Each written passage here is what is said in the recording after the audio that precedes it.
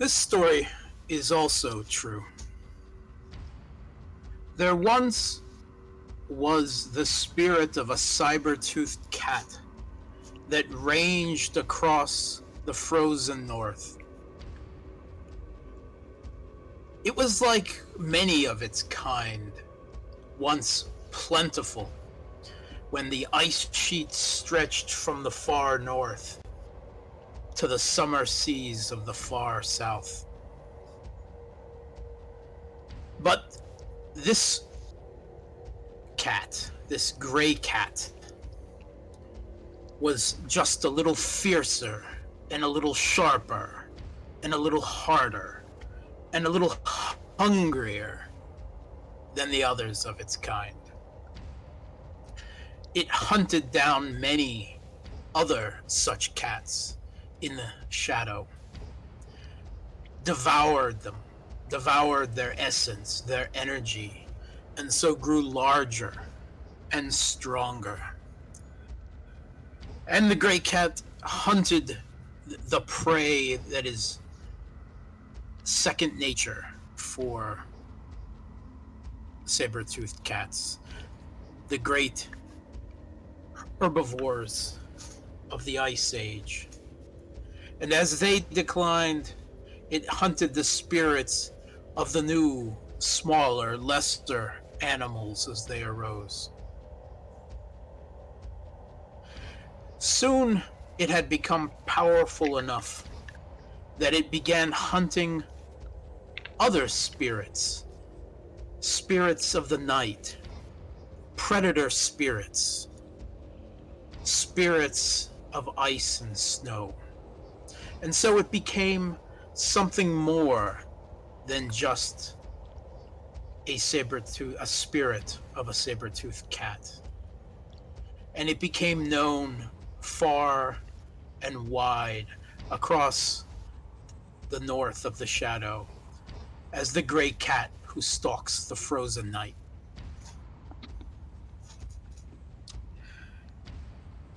It ranged all across the north, all across the icy realms. It hunted the tusked men in their thousands before they fled from the realm of Midgard. For the gray cat hunted on both sides of the veil, it often slipping across when the gauntlet was weak.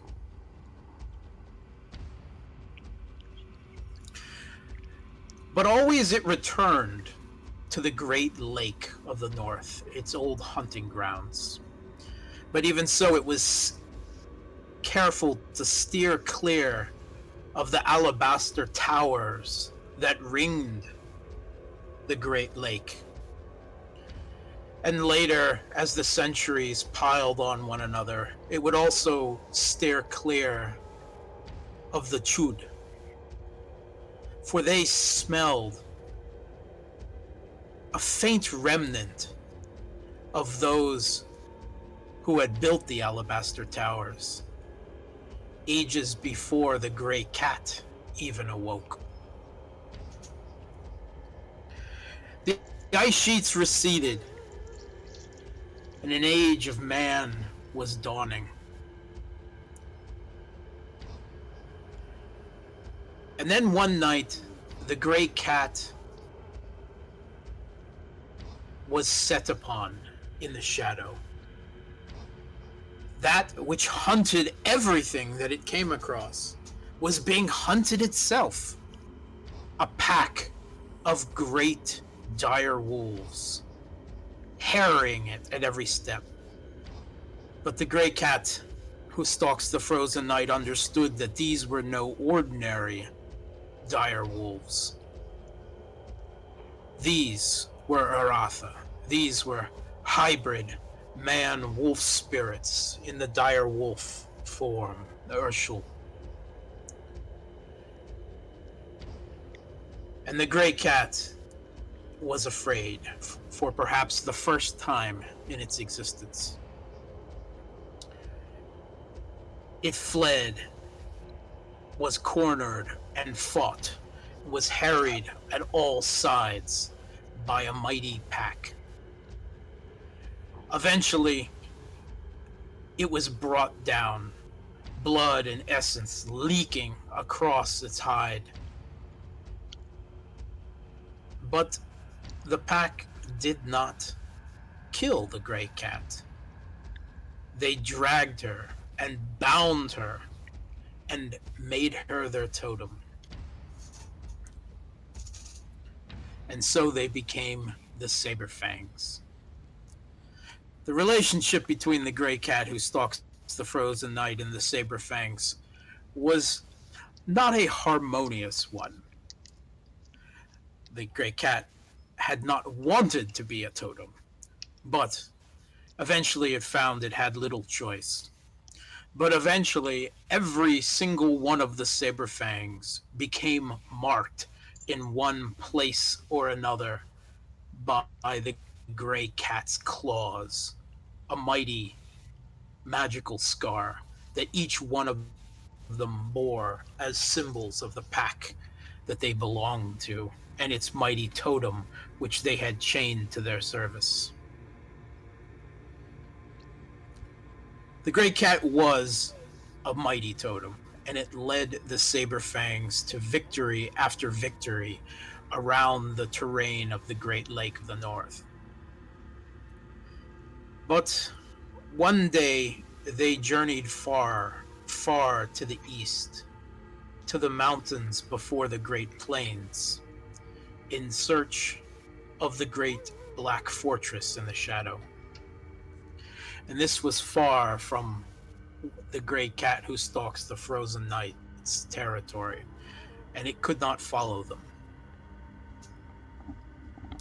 They came back, but everything was not the same.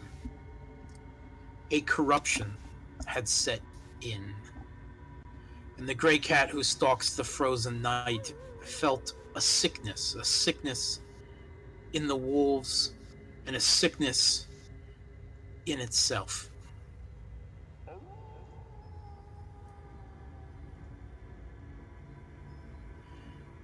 Eventually, the pack fell out with each other. The great cat who stalks the frozen night tried to cut out the corruption, tried to sever the infection from the rest of the pack, but was unable to. For the sly one, the stealthy one, if truth be told, the one even the wolf even stealthier than the gray cat who stalks the frozen night, assailed her with the special fire. Somehow he had discovered it. And it burned. It burned something awful. It burned her beyond flesh to the very spirit of her essence. And so she fled, and the pack was sundered. Those who had not died traveled far to the south, out of her aegis. And then, one day, a new group of wolves arrived around the Great Lake at her locus. And what was worse, they swore an oath not to the gray cat, but to that feathered bitch who had been haunting the area for aeons. The gray cat was furious, and it waited because it knew that sooner or later they would enter the Hissel, and then it would have its vengeance.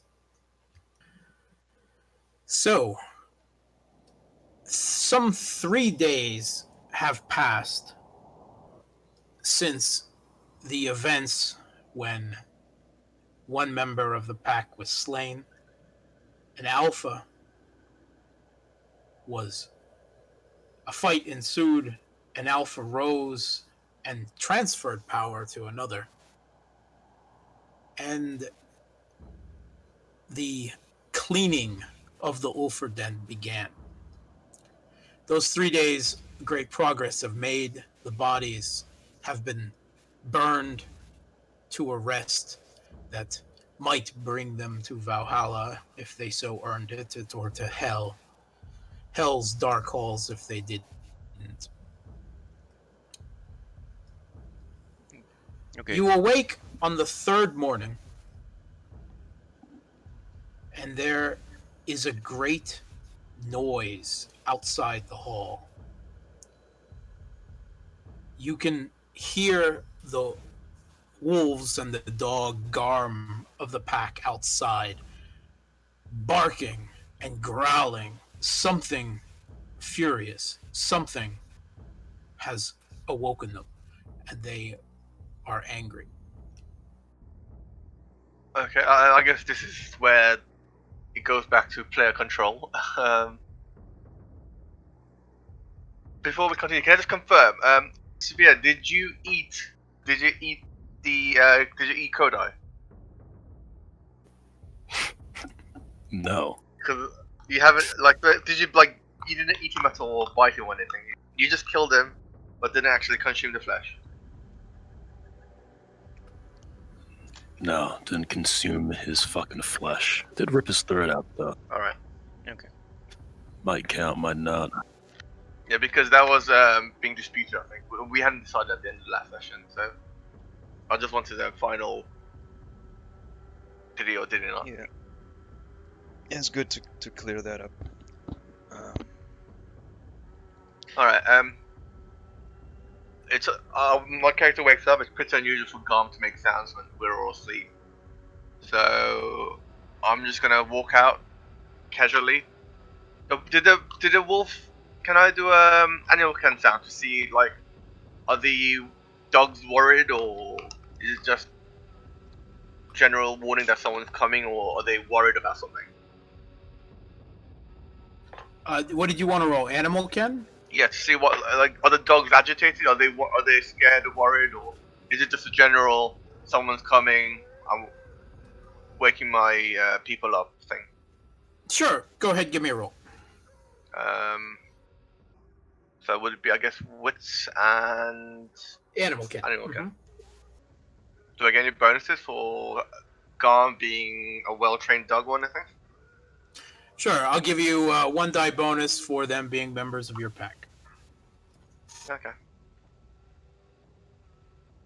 One success.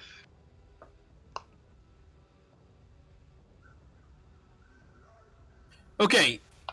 Judging by their sounds, you surmise that these are warning sounds, that they have discovered something on their territory, your territory.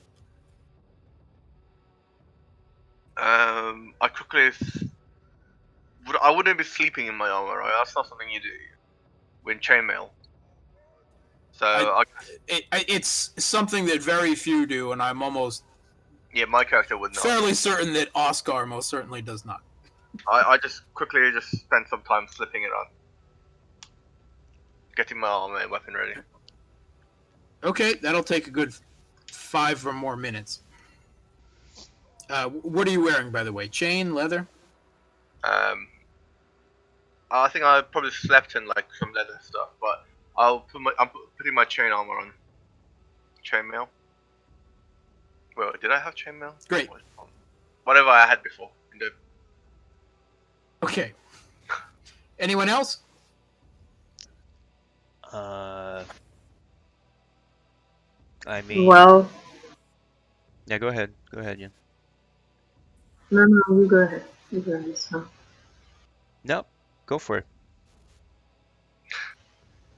Well, I was about to say I go on the doorstep and I use Bargaze and check for ghosts, spirits, anything weird. Okay, so using Barghest with a little bit of trepidation, knowing the recent history of the Ulfrdenne, you're still more than a little spooked by this Mead Hall's area because of what happened. but you see no signs of any spirits of the dead who are lingering where they shouldn't.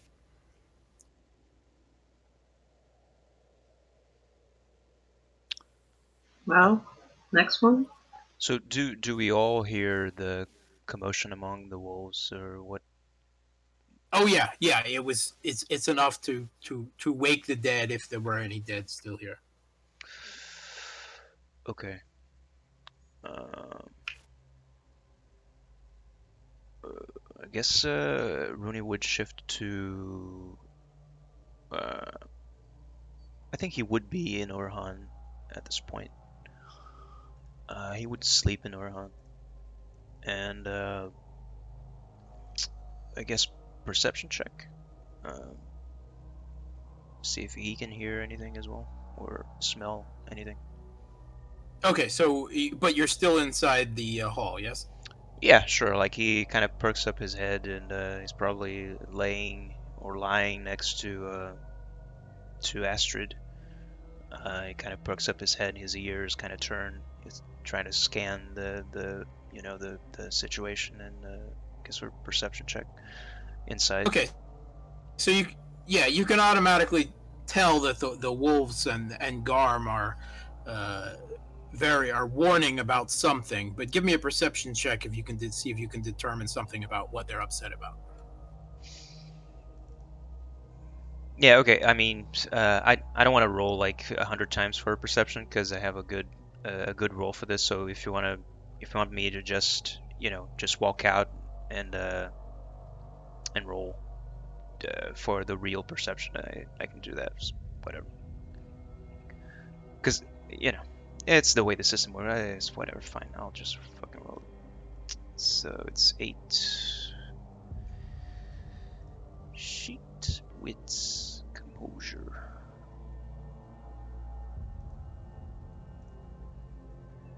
Actually, that's wrong. It's 4 dice missing there. Let's see what happens if it. Yeah, it's already exceptional. So yeah.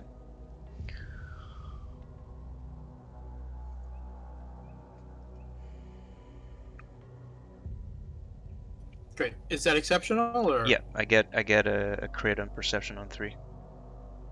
Great. Okay. 1 second. Okay, so you first of all you hear something. You hear a great deep bellowing noise, and you catch a rank smell of some great beast, something that you are unfamiliar with.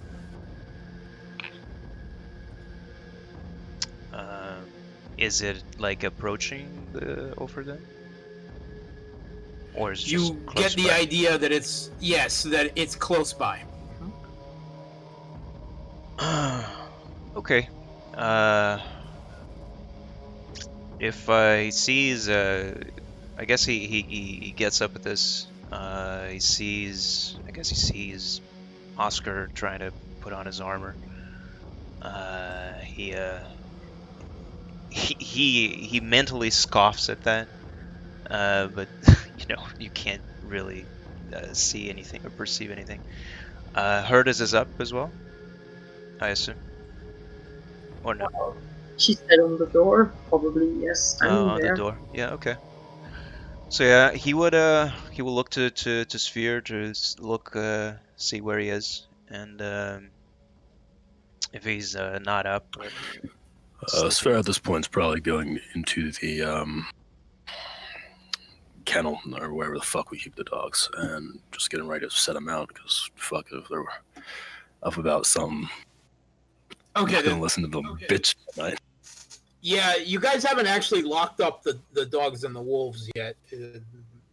Not really sure that's even an option with them, really. So they're just outside. They're just outside the hall somewhere. Okay.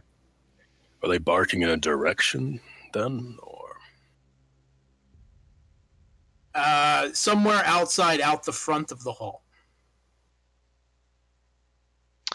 Yeah. So Rúni would shift to Orshul, and he'd say,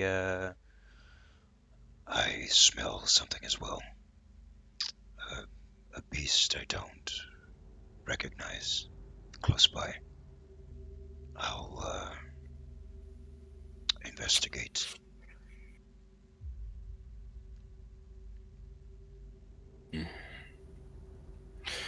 Very well. Okay.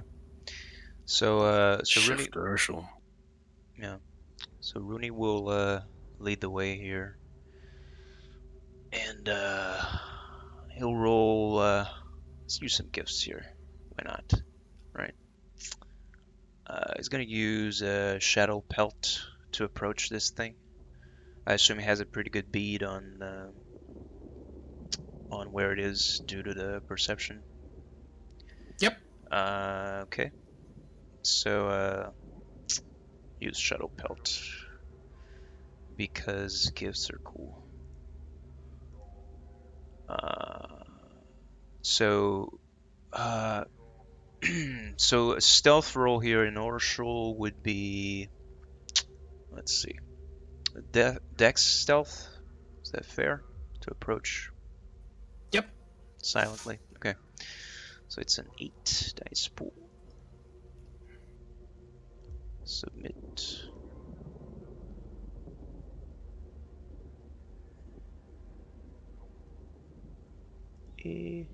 Didn't work. What happened?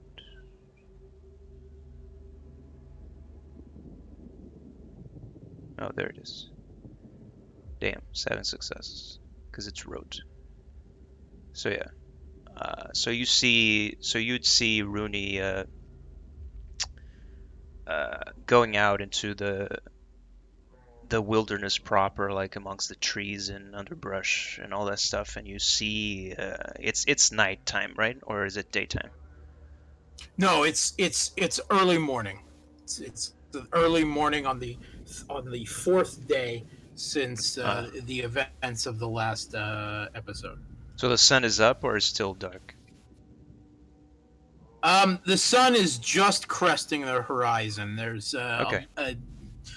well, it's not actually a sun because the sky is pretty gray during half the year, but there is a little bit of faint light gray, giving just enough to see Right. by outside. So it's like dim lights, not really like fully Yes. lit. Yeah. Mhm. Okay. So you see, so the you know the day is kind of dimly lit and shadows still lingering around everywhere, and you see those shadow kind of coalescing around Rúni, as if covering him like a blanket as he prowls into the woods and is basically vanishes from your sight, from all of you, as he Okay, prowls this Rúni, beast. for that exceptional success, you gain the condition traceless. While you may not literally leave no trail, you are so good at covering your tracks that you might as well not do so. When being pursued or hunted, you may resolve this condition to apply a penalty equal to your stealth skill to the next roll to follow or track your character. Okay, cool.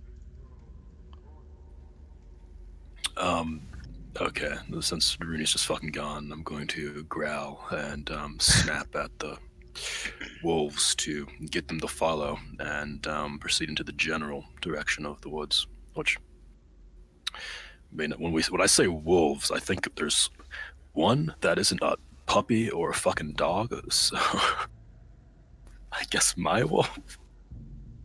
Yeah, there's 3 wolves and Garm. Yes. Oscar's dog. I think All we also right, well, they're puppy- useless puppy- fooling around here, so I will hopefully get them to follow. And can I get any beat on where this thing is? Yeah, absolutely. Or am I Yen, just- Oscar, are you coming too? yeah, once I finish putting my armor on, I'm just gonna follow in. Yeah, but by this time, since you started out the gate first, Still putting you armor on? Like, managed what the to come fuck? down. You're going into Urshel, bro. For what reason? He's Iron Master, man. Like he's grabbing his weapons and whatever, shield, putting Get my armor. armor. My Fucking character still isn't used to being the werewolf. Yeah. So he's just acting like a general human. acting like a Human human. instinct. So I'm That's- putting my armor on like a It's, normal. I think it's entirely in character. For, No, it's totally in for character. Oscar. It's great. Yeah, it's pathetic, but it's great. Yeah.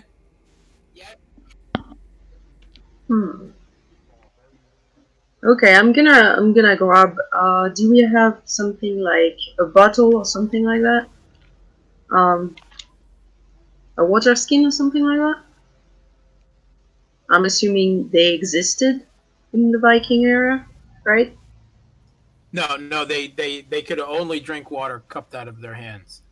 Yeah, right. So I'm gonna grab one of those full of water, and I'm gonna follow. Okay. All right. So you guys head out of the den, down the front steps, as you can see the main steps with the wolves outside the statues, and pretty close to the base of the stairs, the wolves and the dogs, and already Rúni are pacing there to the front of the woods. And just a few trees in, you see an enormous furred shape, several of them, in fact, moving among the pine trees there. These are some type of giant beast, one of the beasts out of the frozen north, you presume. It dwarfs even your war form, right? Raising another head again as high. Powerful muscles and claws you can see. And amongst them, and there's three of them, you can also see what seems to be a couple of smaller ones, you presume young. And it appears that they are or were up at least until you guys came out, were rooting around the some of the mid-range branches of the sentinel pines outside. At As you guys emerge to join the wolves and Garm, whom they had noticed and all but ignored, they suddenly, smelling and perhaps seeing your presence, they turn almost as one, not anything supernatural, just all basically noticing, and suddenly focus their attention on you as you reach the bottom of the stairs. Oh, so they're super like almost like Super inside the Ulfrdenne, like the common area, so to speak, of the Ulfrdenne, like the very edge. Oh fuck. Okay. Can we roll animal I'm chem? pinging on the map there. Yeah, I saw that. Thanks. Can we roll animal chem to try and identify what it is? I mean, I assume maybe one of the scouts might know about Brunhilde, maybe, and I assume. Yeah, anyone with survival can make a Yeah, check. it's more survival. Yeah. Yeah. Let me roll What that. sort of check is it? It's Intelligence, intelligence. survival? Intelligence survival. Yep. Oscar's not gonna help. Okay. Rúni Um, has a good chance.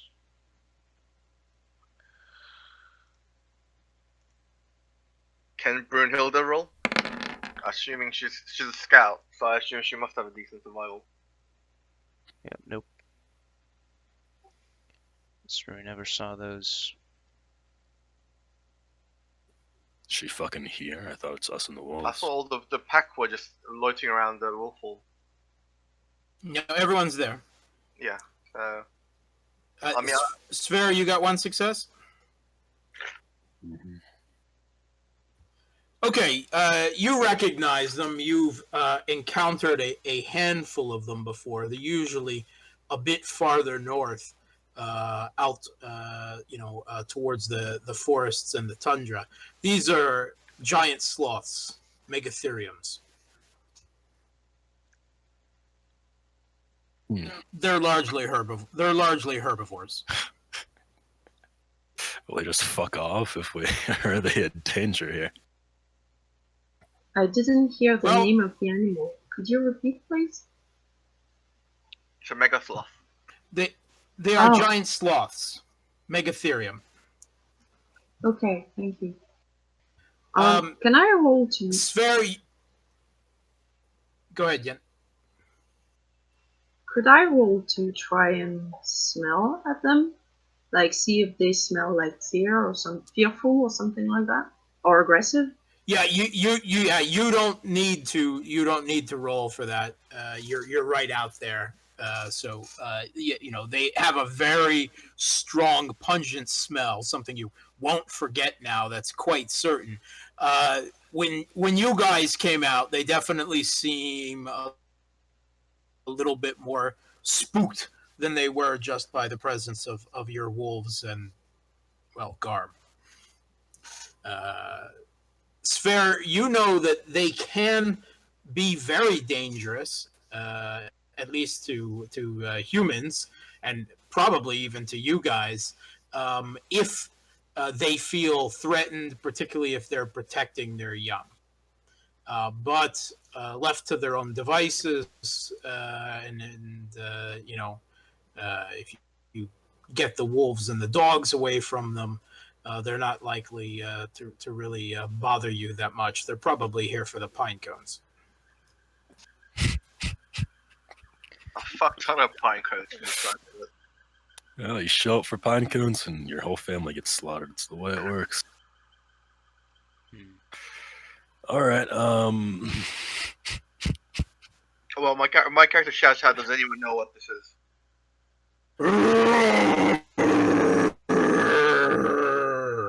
Mega sloth. Got it. Going Garu in 3, 2, 1. Can we raise the cup? How many are there? It appears that there are 4 adults and 2 young. 4 adults. That's larger than a Garo form. Well, but they can't hurt us, I suppose, because they don't have supernatural. Presumably, they don't have supernatural capabilities. They don't have supernatural capabilities, but you are not immune to physical damage. Yeah. Just so you understand that. I think I want Generate to. all these every round.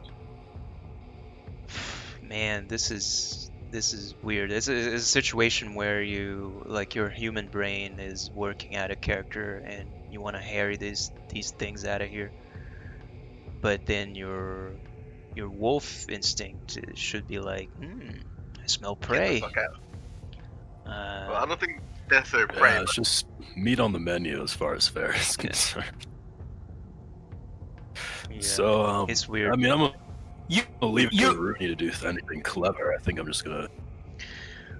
I think You Rúni- guys have yeah. managed to bag a couple moose in the last couple days, so you do have game on the table at home. Yeah, So- I think if they're We've been fasting and we're hungry. yeah, but the problem is that this won't do actually for Rúni or Spare. We need Siska die, but so Rúni It's food. in essence does sustain you, right? The both of us, right? So as long as we have essence, we're not like completely starved and dying. But anyway, I think Rúni will try to harry these things like away from here, like if they're a danger to humans. But I guess first of all, he would approach Sphere and try to exchange some intelligence there as to what these things are and whatever.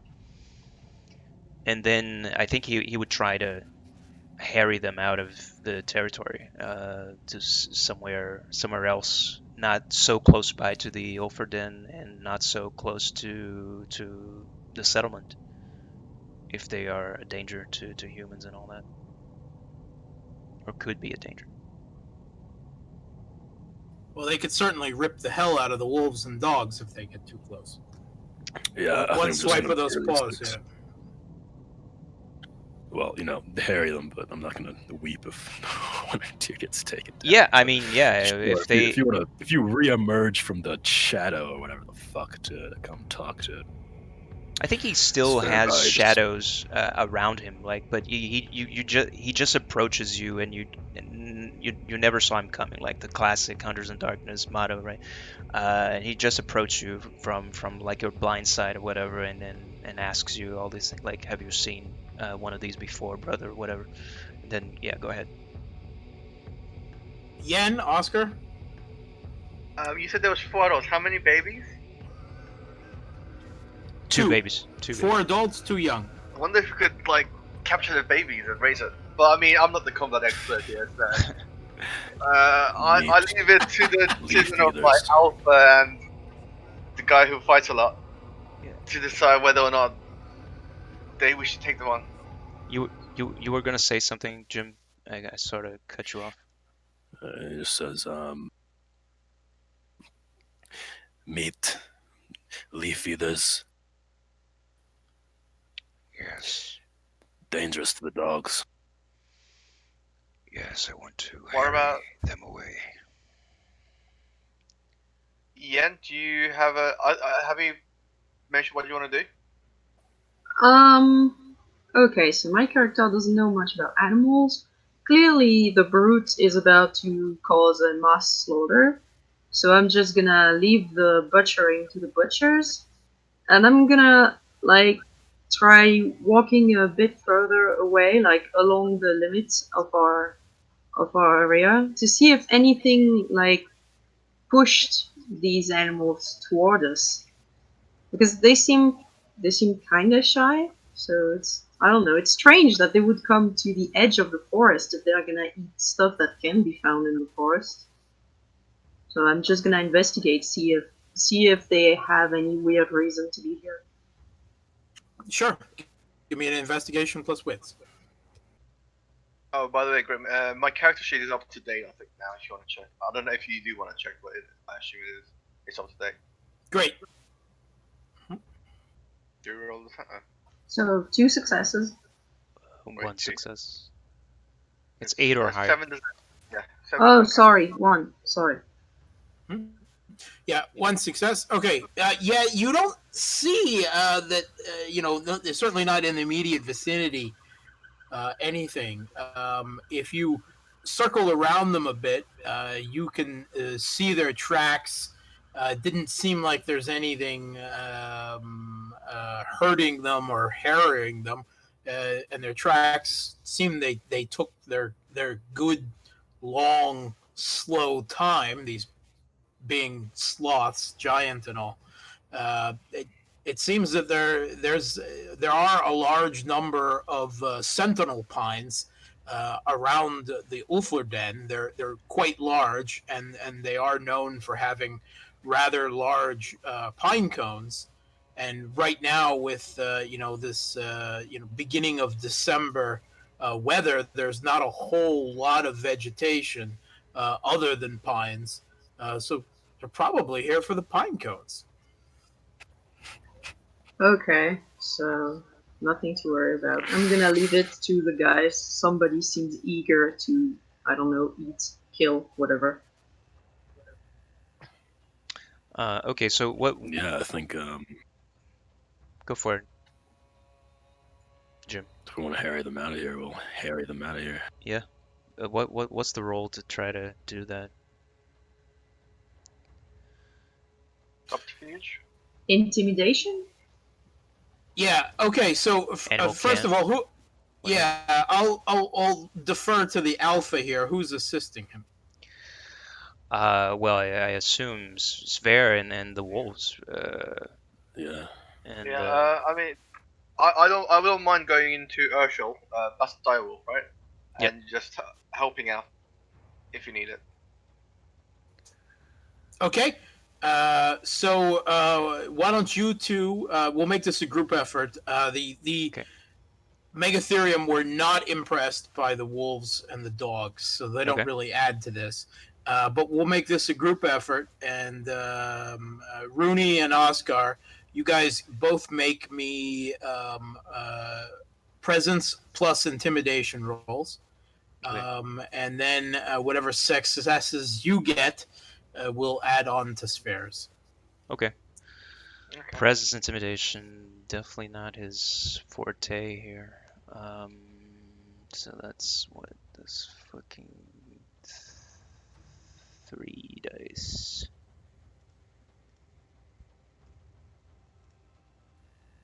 What form are you in? Urshel. Hey, look at that. I'll give you one bonus for Urshel.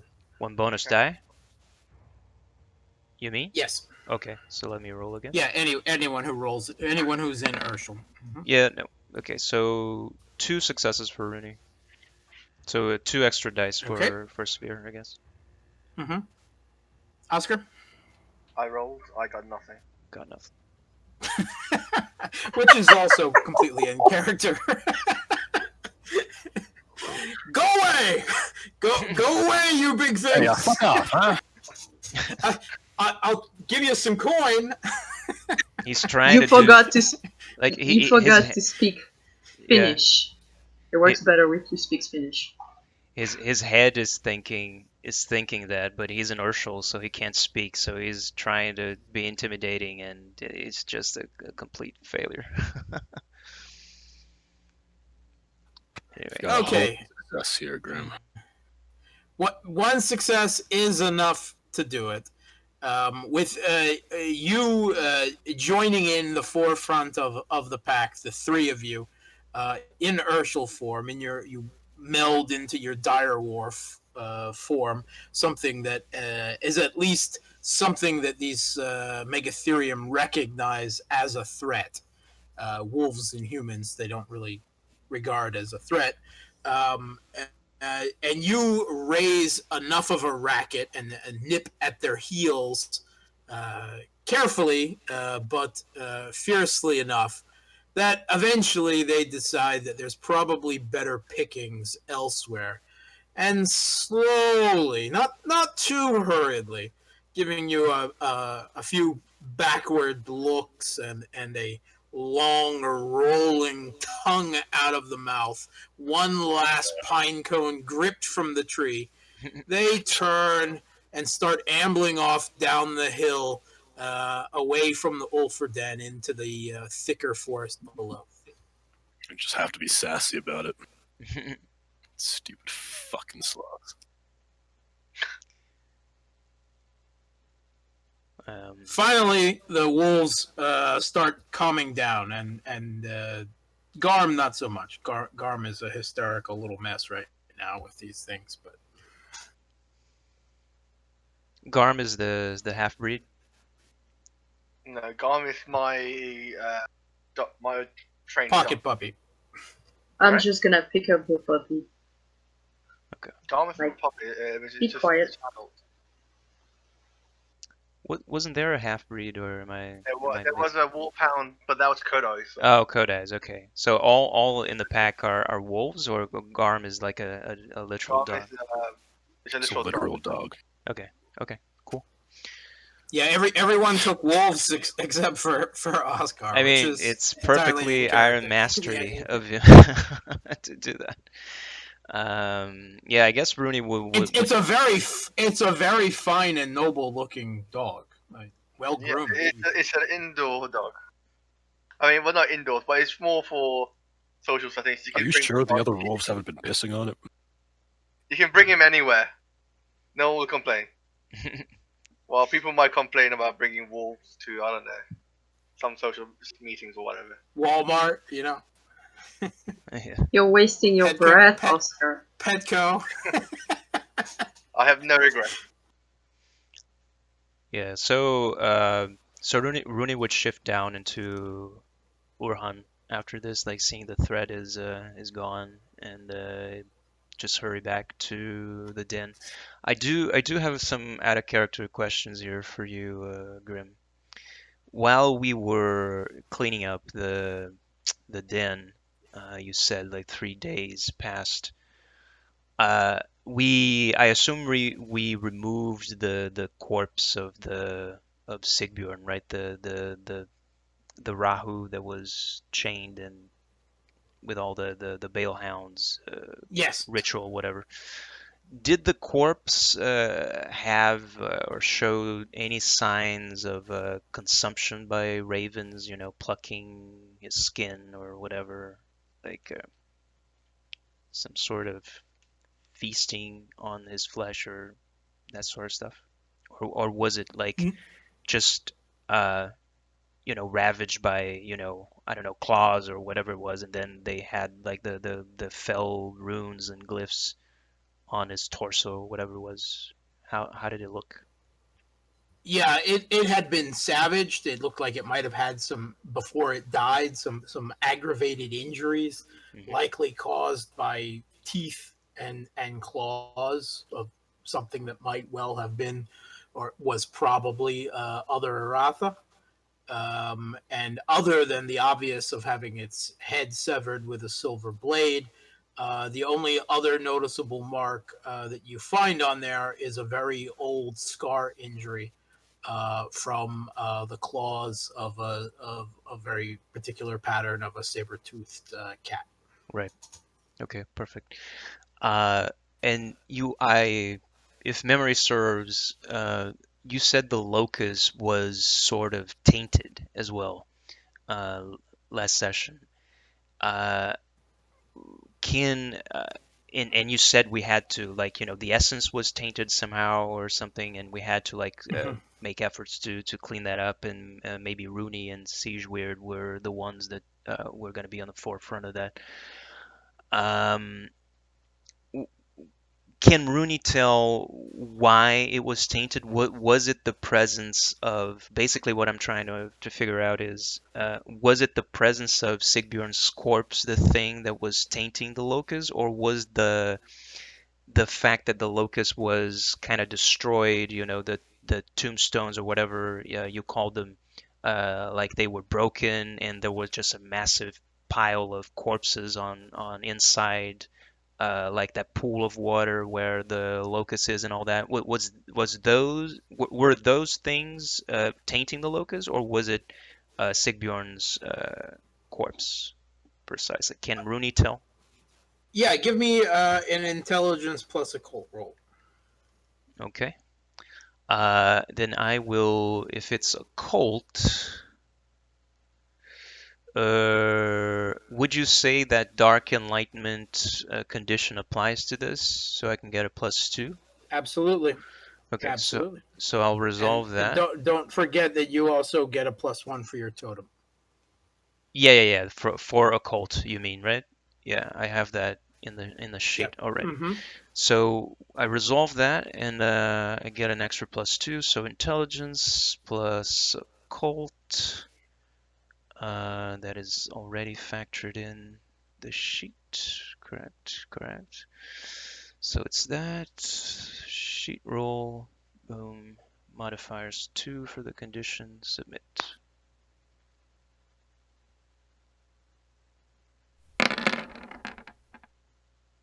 3 successes. I'll take it. Not bad.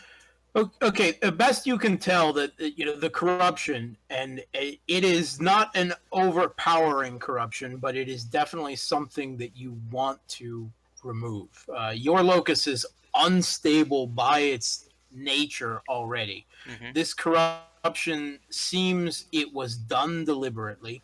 It was not directly related to um, the whatever stuck Sigbjorn the Reaver in his undead state. But uh, it seems that your best guess is that some type of ritual was done specifically to try to shift the resonance of the essence of the Uh, locus. okay. Exactly what that ritual is, you are unfamiliar with. But it does have the taste or the scent, if you will, of the same type of twisted practice that did indeed trap Sigbjorn as a headless undead guardian. Okay, great. And how do we have the tools available to, you know, untaint this thing or cleanse the locust? Because there's a merit resonance shaper that could be, useful here. But if that's not necessary, Okay, so you know that there are special merits and rituals that will do the job much surer and faster. But the other thing you can do is slow steps. First of all, making sure that there's nothing within the locust's radius, which is basically this hilltop Ulfrdenne site here. yeah. As you know the whole site on the little mini map here. To clear that on both sides of the gauntlet from anything that might be out of tune with the resonance of your locus, Yeah, perfect. which is honorable death. He would definitely would do that regardless. I was thinking about doing that already. Like, all the tombstones are broken ones, like Yeah, they're he would standing want to stones, not yeah, standing tombstones. stones. Yeah, sorry. He would want to replace those for new ones or try to fix whatever it's possible, all that sort of stuff. Like he would do that regardless. So I guess he would get on with that. Okay, well, the first step simply taking care of the corpses, giving them is some type of proper rest with Yeah. the cremation pyres. That's a good first step. Yeah, But absolutely. it will be a slower process. Yeah, no but problem. it's something that you're also confident that you can do, Okay, great. bar any further corruption. Okay, so as you're doing, as the rest of you filter back into the Ulfrdenne, you catch another scent coming from the Great Hall, the Mead Hall, the central fire pit. Breakfast. It seems that Herdis's sisters, along with Gunnar and Astrid, have been cooking up a good, hearty northern breakfast for you guys, which consists of wheat and hazelnut pudding, smoked seal, caramelized whey cheese, and some boiled milk and berries. I turn back into a human and say thanks for the meal, and nom nom nom. Yeah. I also feed Garm. No. Okay. Okay, Sver, as you're heading back into the Ulfrdenne, you notice that perched on top of one of the two great wolf statues out front on the stairs leading up, in the twilight, is the Morrigan.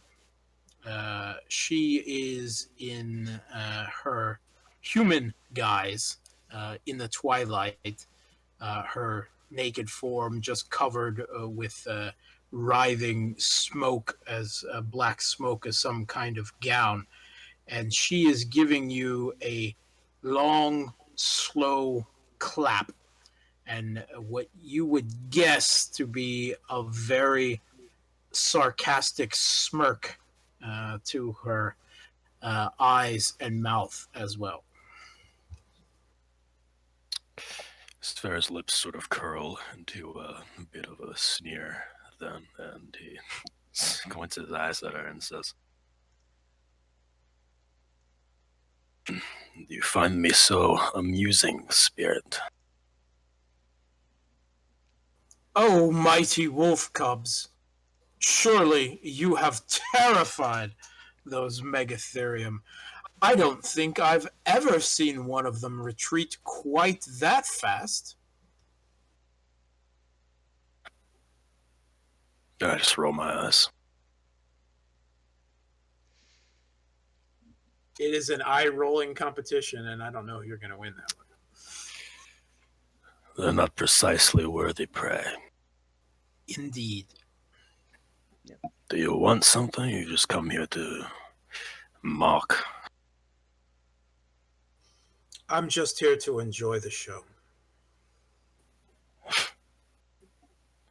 All right, then.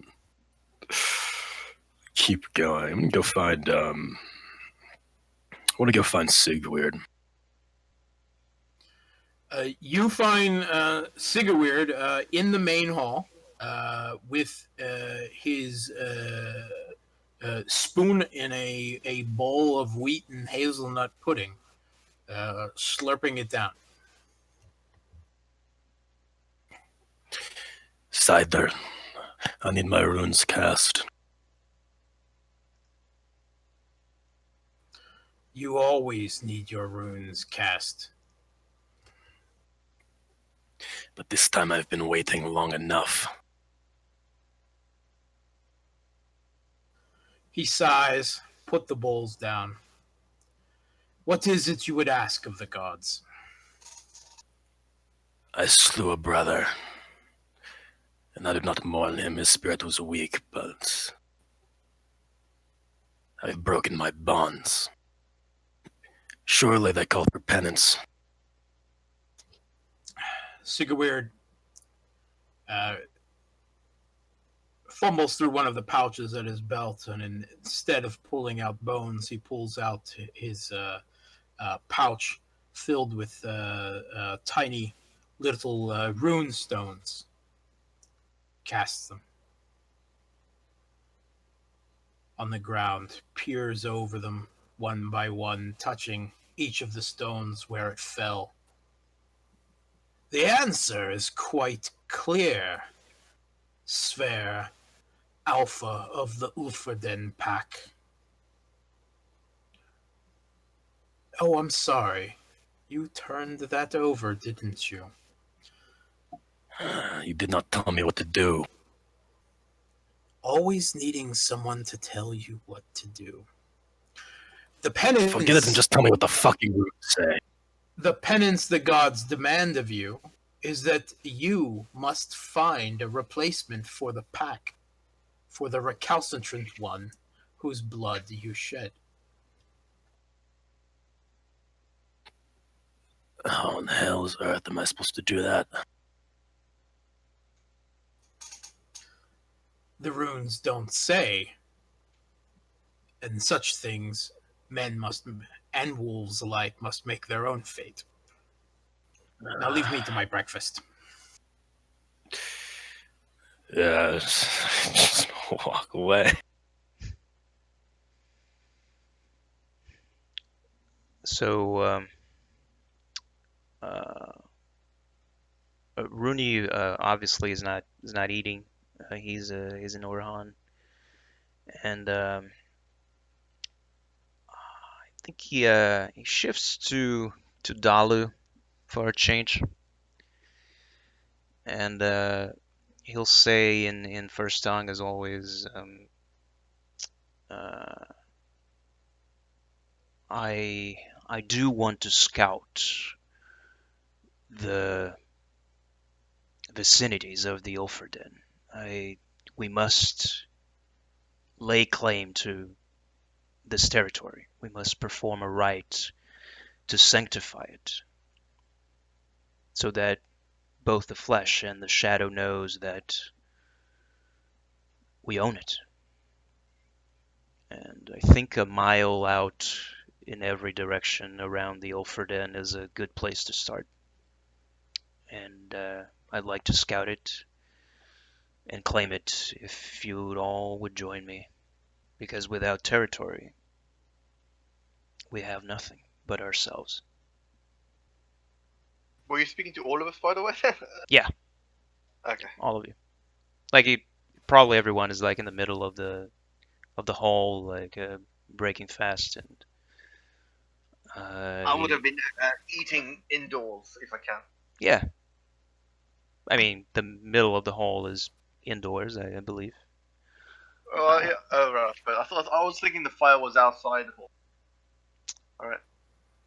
No, if you take a Probably look at not. Yeah. the map, yeah, if you take a look at the map, the fire is the big square box in the middle of the hall. Oh, that right. Okay. Yeah. That's it. Makes no fire. sense for a lodge in a place where it's super really cold to have the place where we eat be outside. Really. That is a good point. But yeah, so he would say that As a to all result, of you, for everyone that's listening. We can't claim this territory until we've slain that cat. I would like to settle this area further by helping secure the village as well, especially apart with the large number of possessed running around the area. That is. Well, if Rúni thinks a rite is in order, we should listen to our Aether. He knows best on those topics. The sphere, the cat is certainly a problem, but the rite will grant us power inside its boundaries to fight it when the time comes. And it will know that, and it will deter it from striking out against us inside our territory. As for Hraefnsrost, surely the plan in the future is to incorporate the settlement into our territory, but I believe the threats and enemies are too many at the moment for us to lay claim to it. But we must start somewhere, and a mile out in every direction, I think, is a good place to start. It's a small stake, but it's better than no stake. And we'll move forward from there. Sure. I guess I'll follow your decision for now. And he turns to Sver and says, "Brother, I have not forgotten. I grow hungrier by the day. We need to find prey to hunt, and I believe the settlement is ripe with them if we are to believe what the totem has told us, what the Morrigan has told us. We stake our claim on the Ulfrdenne, and then we move to the settlement. Yes?" And he is looking to all of you. So what would that actually involve us doing? Yeah, this is up to Grim. Rúni, I don't want to drag this on for longer than necessary, but Rúni would scout the area first. He can do that by himself in Urhan. He would take the wolves with him, whatever. But the rite itself then means that I think I have it here. I can broadcast it. Let me check. Yeah.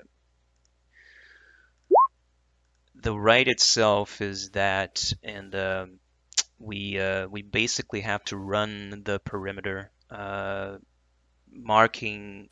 I mean, the way we do the rite varies, right? Like there's no set way to do this, but the symbols that we have to hit is territory, pack totem, the pack itself, and boundaries. So I think all of us representing the pack need to participate, and we hit that symbol. The pack totem as well. She could fly and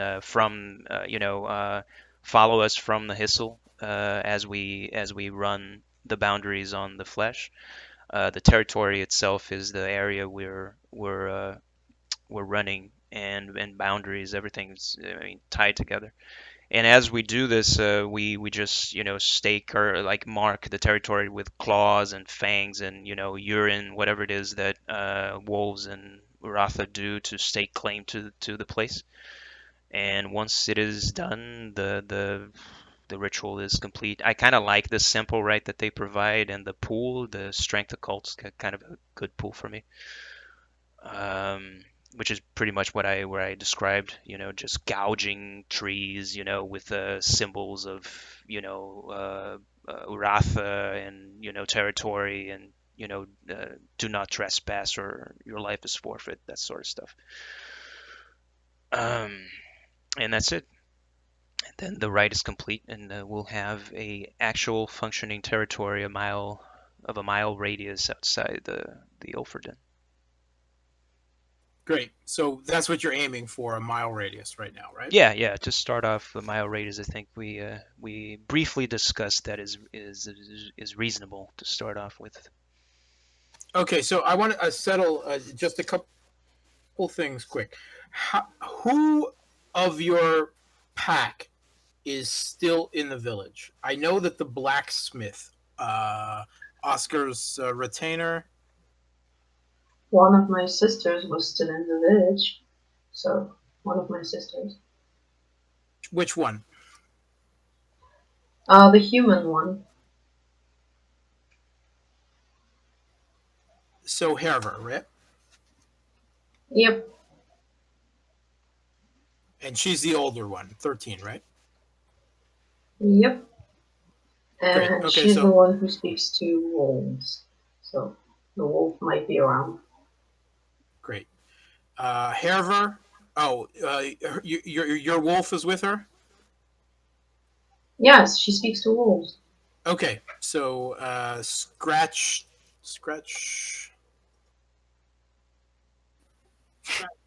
Nose is with her. Okay.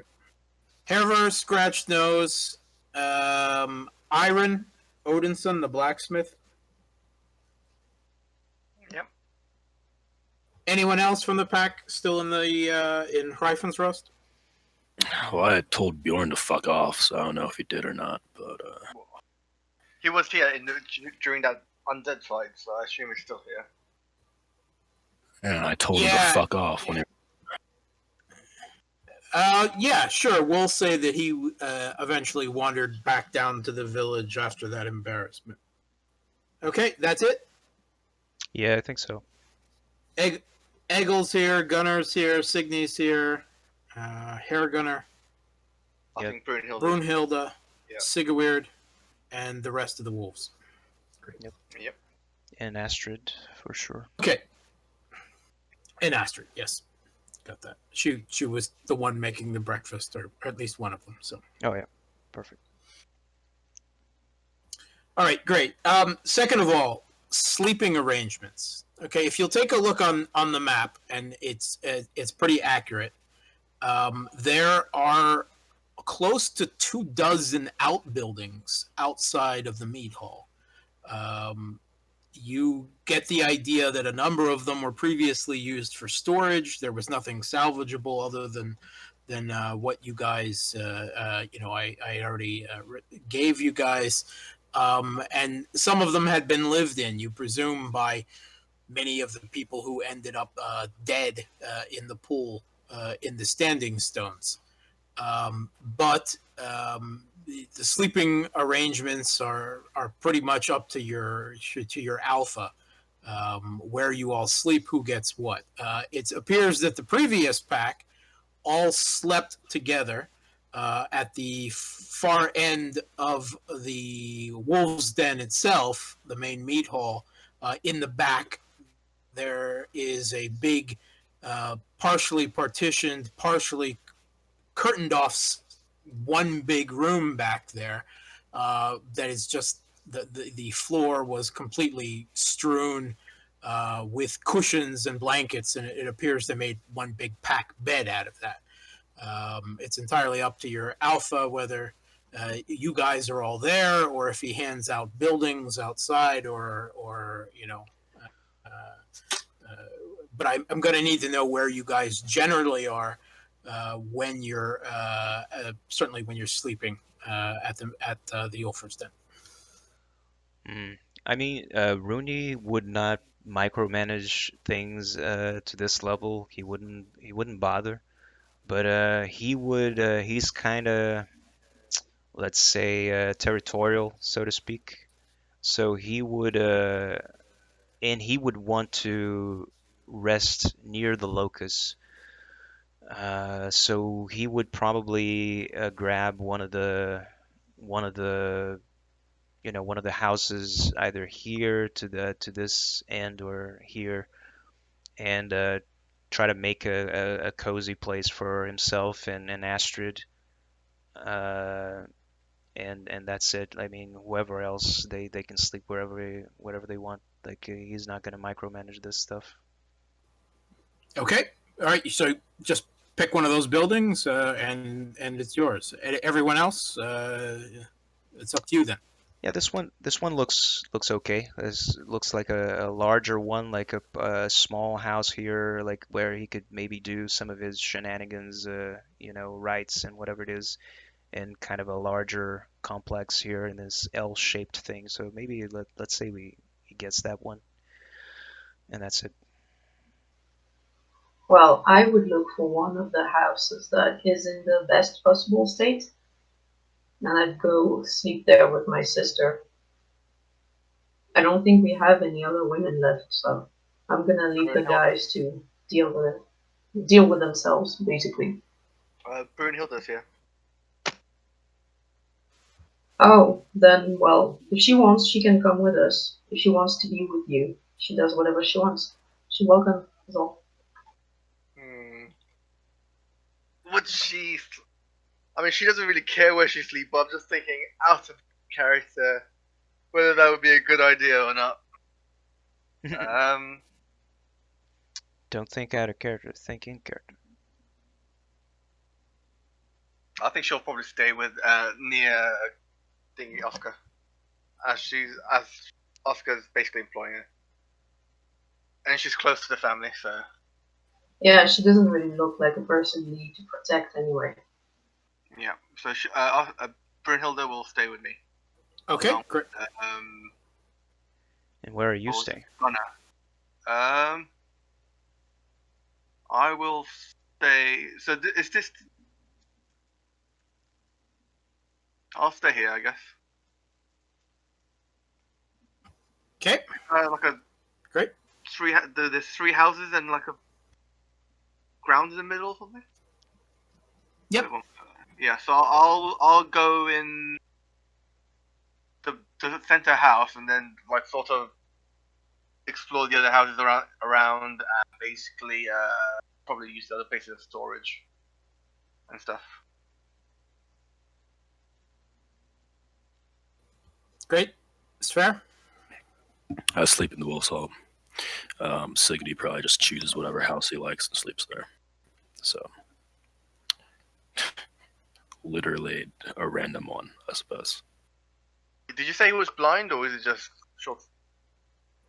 No, Signy is the raider. Talking about Signy the here. raider. Oh, sorry. Siege Weird Yeah. can also do whatever the fuck he pleases, and I imagine hanging around's fair 24/7 is not what he pleases. So he'd probably stay somewhere where he has his privacy, in a place that's like as far out as he could probably go from wherever the rest of the people are staying. So he can do weird things there and nobody will judge him. Okay, so Sigurd and Signy will each grab one of the little hovels for themselves. How about Egil? Egil, I think Egil would he's certainly grateful for Rúni, rescuing him from the situation he was in, but he doesn't necessarily enjoy doing what he does for Rúni, right? Like with the whole spiritual and all that stuff.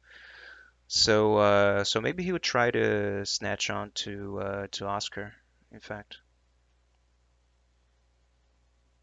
If that's, I mean, if Oh yeah, I don't that's mind. okay. Yeah, okay. My character's better is fine. Okay, so he'll head up with that little into that little 3 or 4 house compound there, and try to ingratiate himself to the one with the money. Yes. Yeah. I'm a bit suspicious. Okay, Gunnar. Well, but I'll just take him. Gunnar's gonna be staying with me. Okay, great. Okay, so all together and all separate. Well, I mean, I'm sort of assuming that Oscar would pick a house that is in good shape. So I'd probably be in a house in the same area. Yeah, I mean, I would choose a decent house, I guess. Okay, well, they're all, best described as fixer-up opportunities, shall we say? But you can make a rough living at them. They're certainly not what you're used to at home in Carlsgard, Oscar. Uh, but for the rest of you, they're not quite so bad. And there is plenty of space there, and there's plenty of space to grow. Yep. So all of the houses are pretty basic, right? They're all basically one room construction with a central fire pit, right? You can add partitions, wood curtains yourselves to make little separated areas, but these are very simple Viking, Norse type buildings. And as a result, there's not really, there's sometimes some open space near the roofs, but they're still filled with smoke and smell. And the floors are basically, dirt strewn with rushes, with dried grasses and so on. And then, in finer living quarters with furs and carpets. So, I guess that was for dry. okay. Oscar, I mean, you'll have to spend a considerable amount when traders are coming through to make your domicile, something presentable. But That's why I have it- slaves. that's why you have slaves. Great. Thralls. Okay, Rúni, you so you want to go about your ritual, which is very important to claim the territory.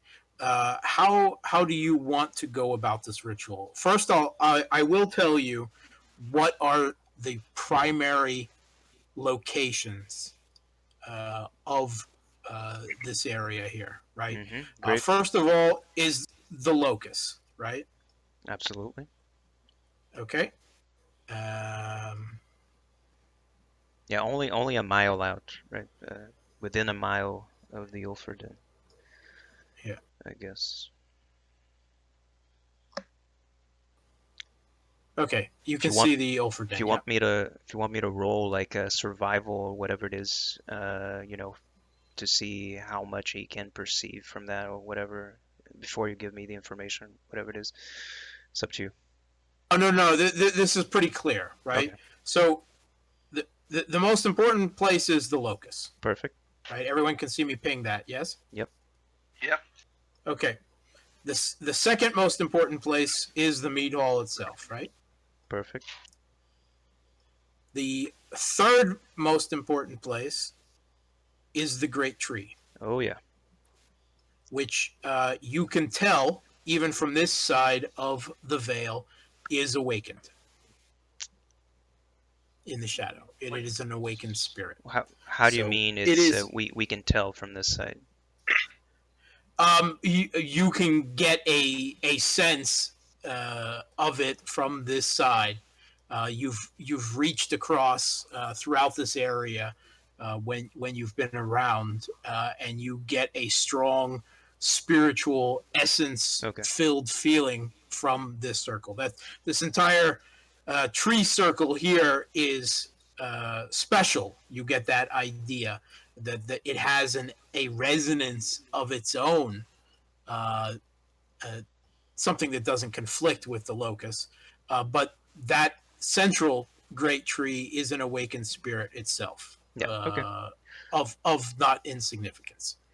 I haven't forgotten it. I'll get to it, Grim. I'll get to it. Anyway, go on. Okay. The other thing, which the Morrigan will dutifully remind you as you begin making your circuit of the Ulfrdenne, at the entrance, at the base of the steps, the path leading up out of the forest that snakes down around, eventually leading down to the settlement, there is a post with the skull of a saber-toothed cat stuck there. Right. Morrigan will land on that skull as you pass it by, Rúni, and start pecking at it derisively. She clearly does not want it there. Hmm. Let's say,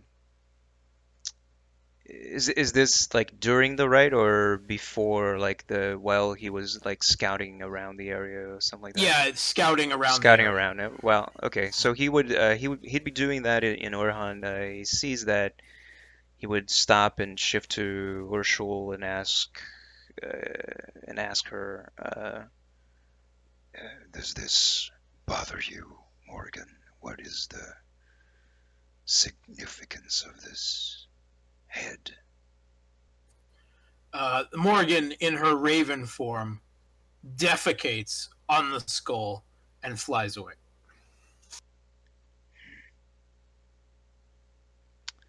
Okay, so Rúni shifts his perception here to the shadow, to the twilight. Spends like a few seconds inspecting this thing. Is there a spiritual significance to this thing, or is it just a landmark, or like a thing they use to claim and like to lay claim to this and say it was the cat's territory or something like that? Roll me a 1d10. A 1d10, okay.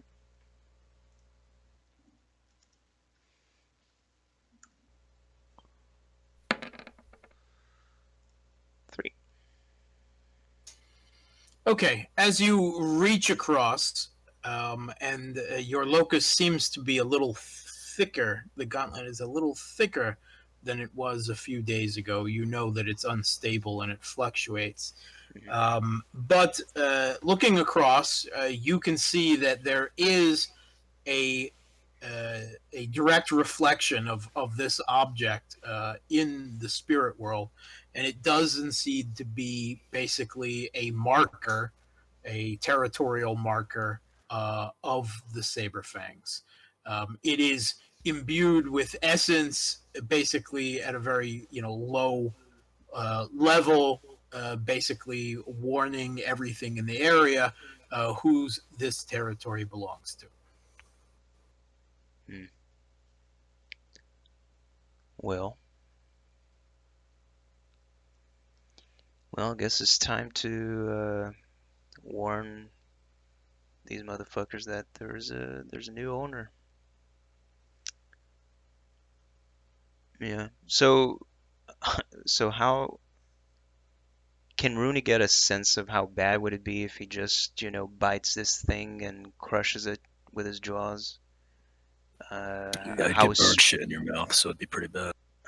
Yeah, he's not worried about that, but spiritually speaking, can he maybe roll a cult to understand the significance of this? I don't know.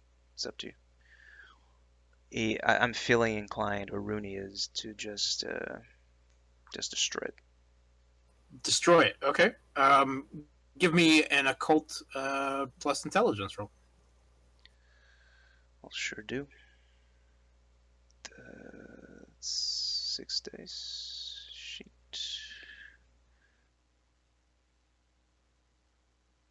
I'll spend willpower on this, so +3.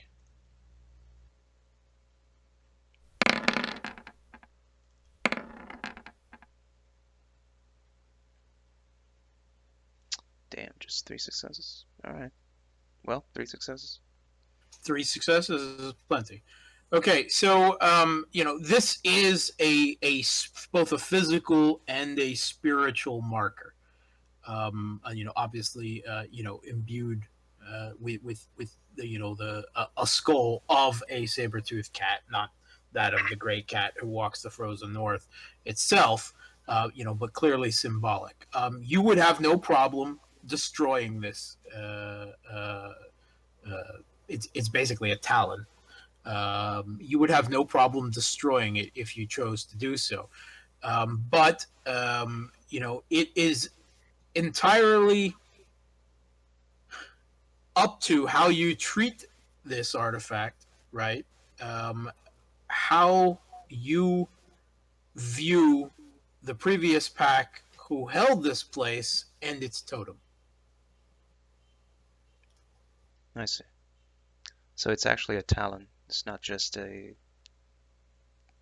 Yes. landmark. Okay.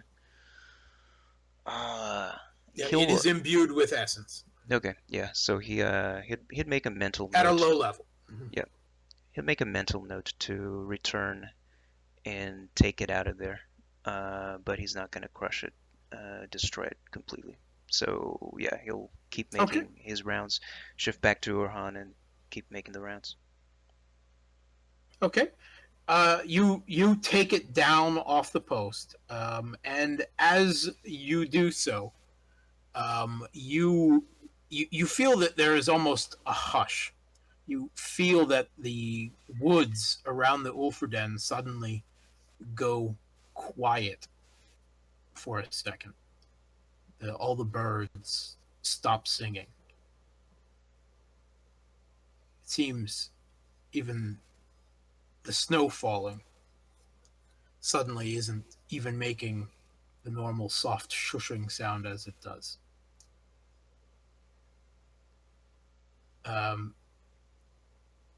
Give me a perception check plus primal urge. Well, let's say I was in Dalu because you said I removed the thing. Okay, so perception is a 10 dice pool plus primal urge, which is 1, so 11.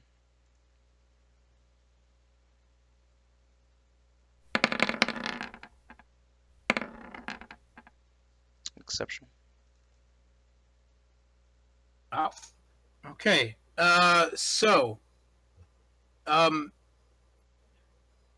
Quickly enough, the sound restores on this side of the gauntlet. But your perception was keen enough at that moment that you were actually half listening through, half reaching almost unconsciously through to the other side.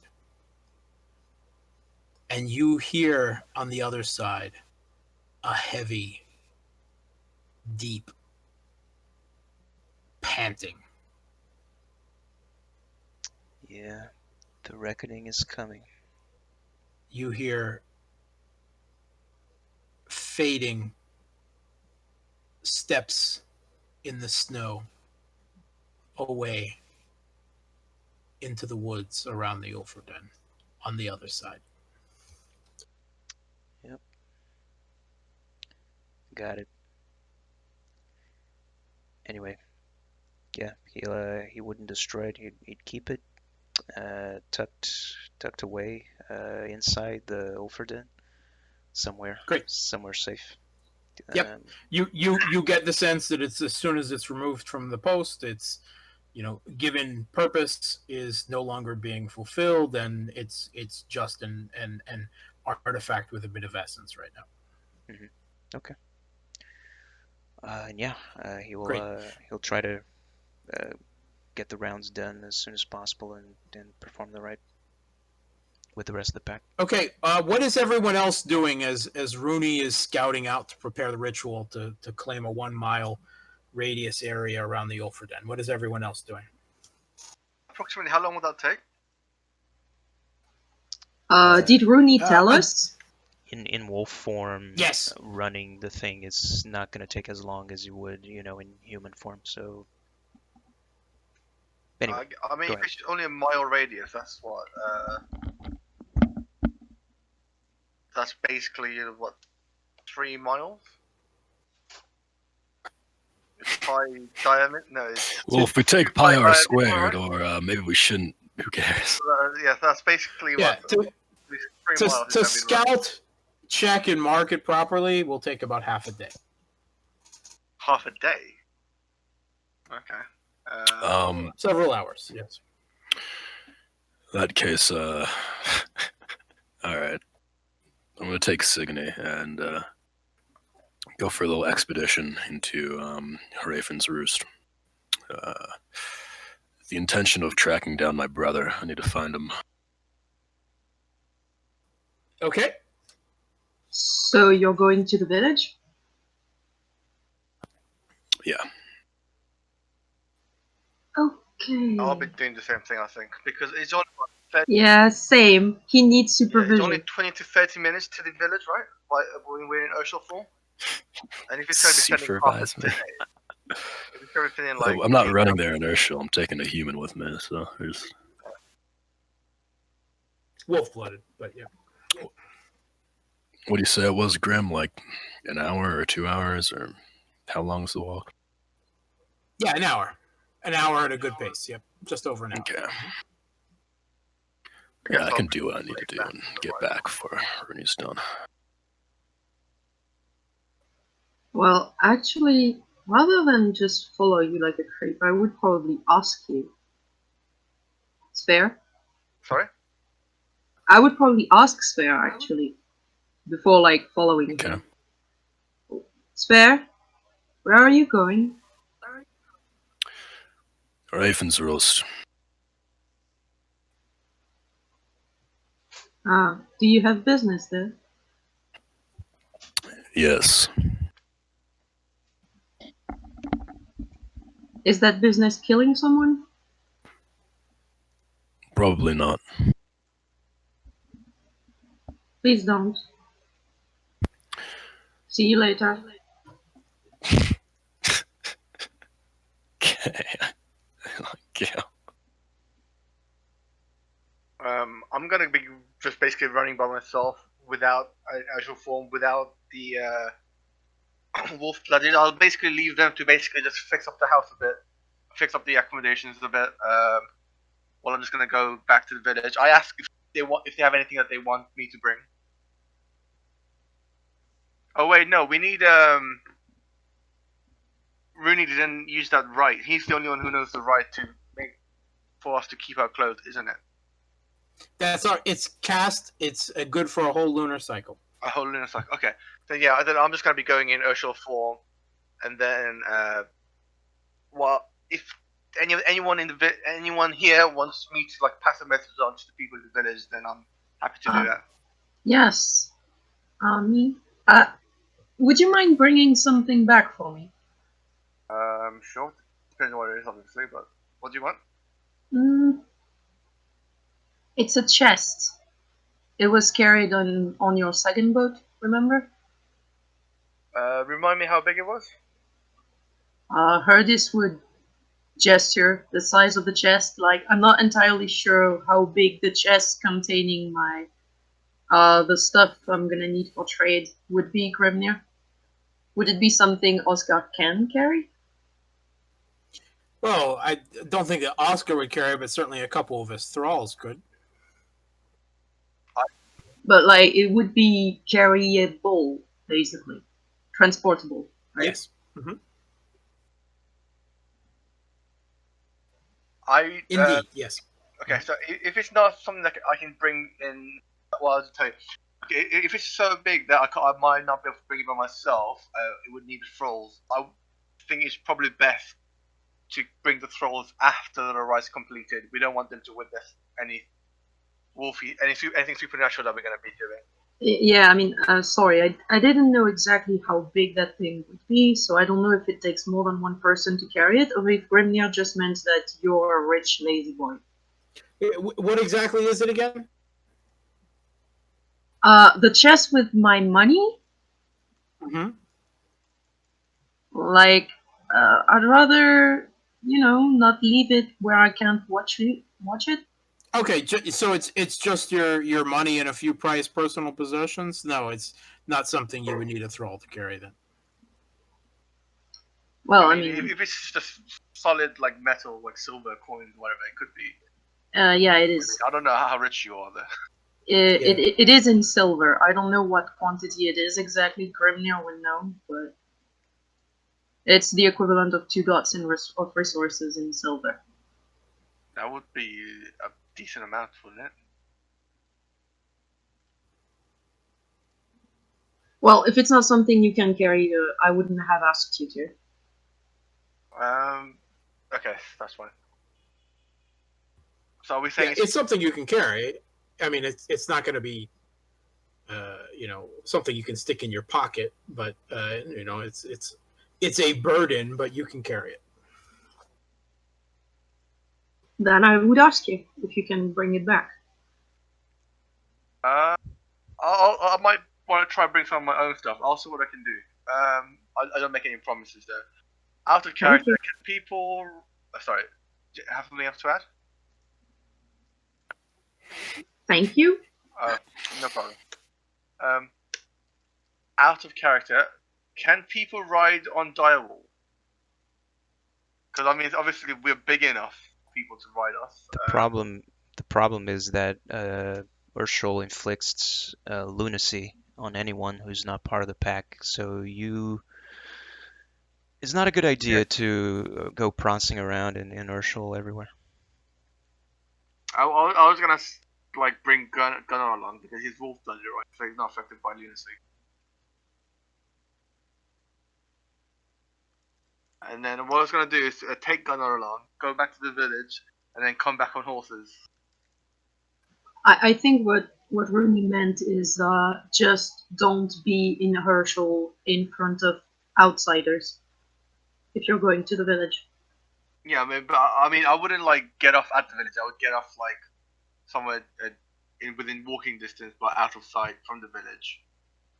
I mean, it's you do whatever you want, but part of the oath, the herd must not know, which means secrecy is nice.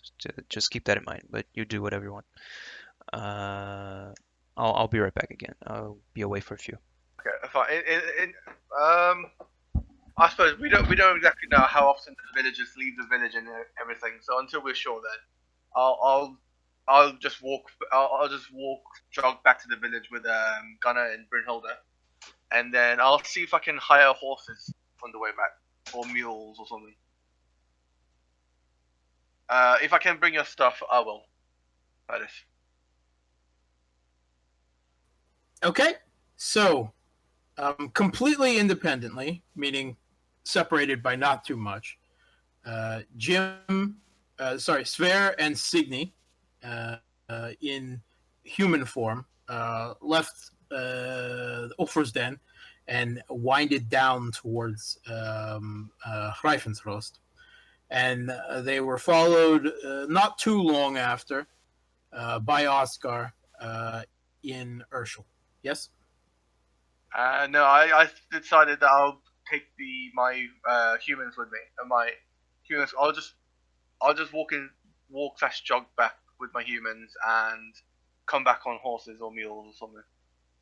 Okay, so you're all going in Hishu. Mm-hmm. Yeah. Yes, I am. Also, I offer an invite to Rúni's human. What was his name? Cause the guy who wanted to be near me, or Egil? Egil, yeah. I asked if he wants to come along. Then I have. Okay. Yeah, Egil will remain at the Ulfrdenne. And obviously, if Herdis wants to come, she can come as well. Herdis? I was thinking while they're gone that I would first Morgan left with Rúni, right? So she's not there, right? You don't really know where Morgan is and isn't at any given moment unless you can see her, and even then, you're not entirely sure that that's the only her. Well, I would look for her. I mean, it sounds like it would be a good time, though, that other people are there to talk to her about a few things. Namely, the fact that I'm carrying around another spirit in her territory. Well, my sister is. Okay, technically. you spot a raven outside of the hall. It's perched in one of the branches of the ring circle. I look into the whistle to see if it's an eye thing. It does indeed. First of all, roll me a d10. 6. Okay, so yes, indeed, this raven does have a black thread trailing off of it that tells you it is more than likely connected to the Morrigan. Well, then I would wave at the raven and ask, It cocks its head and looks at you. Morgan, if you have time before the fight, there is something I would like to talk to you about. It starts preening itself. Oh, well, I guess you're busy. Like, It glances back up. I'm gonna check into the whistle to see if there's movement in the black thread. Okay, roll a d10.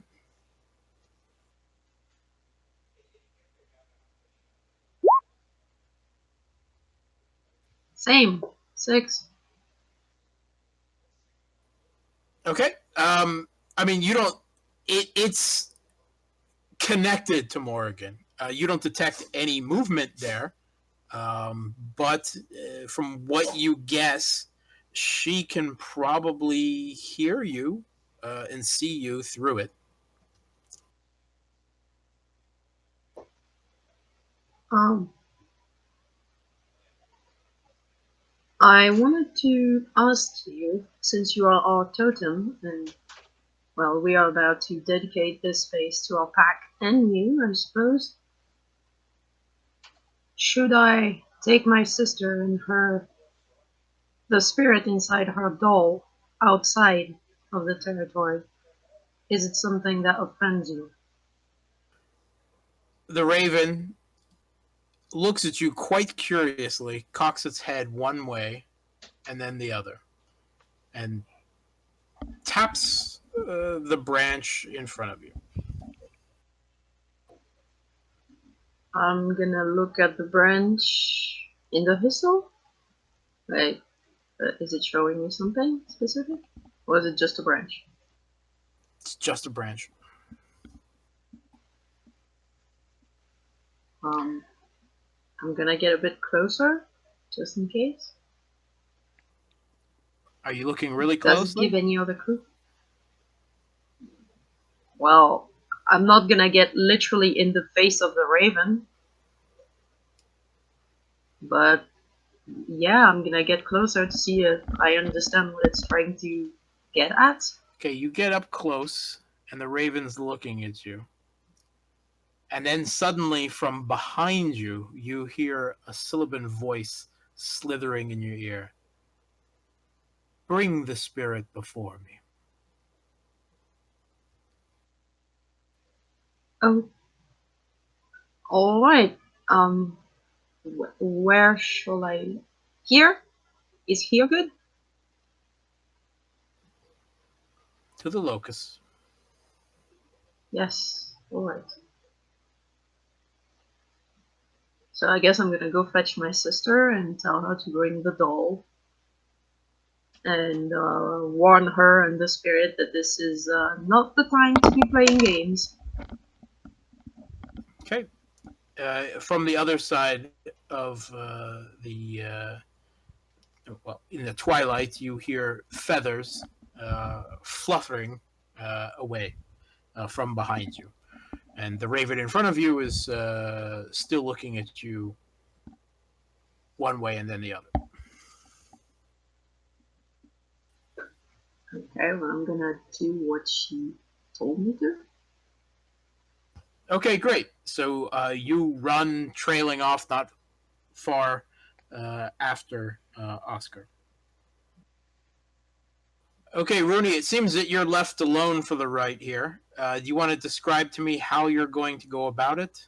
I mean, I think the pack must participate, otherwise we don't hit the symbol, one of the symbols for the right, and Rúni would have made it pretty clear.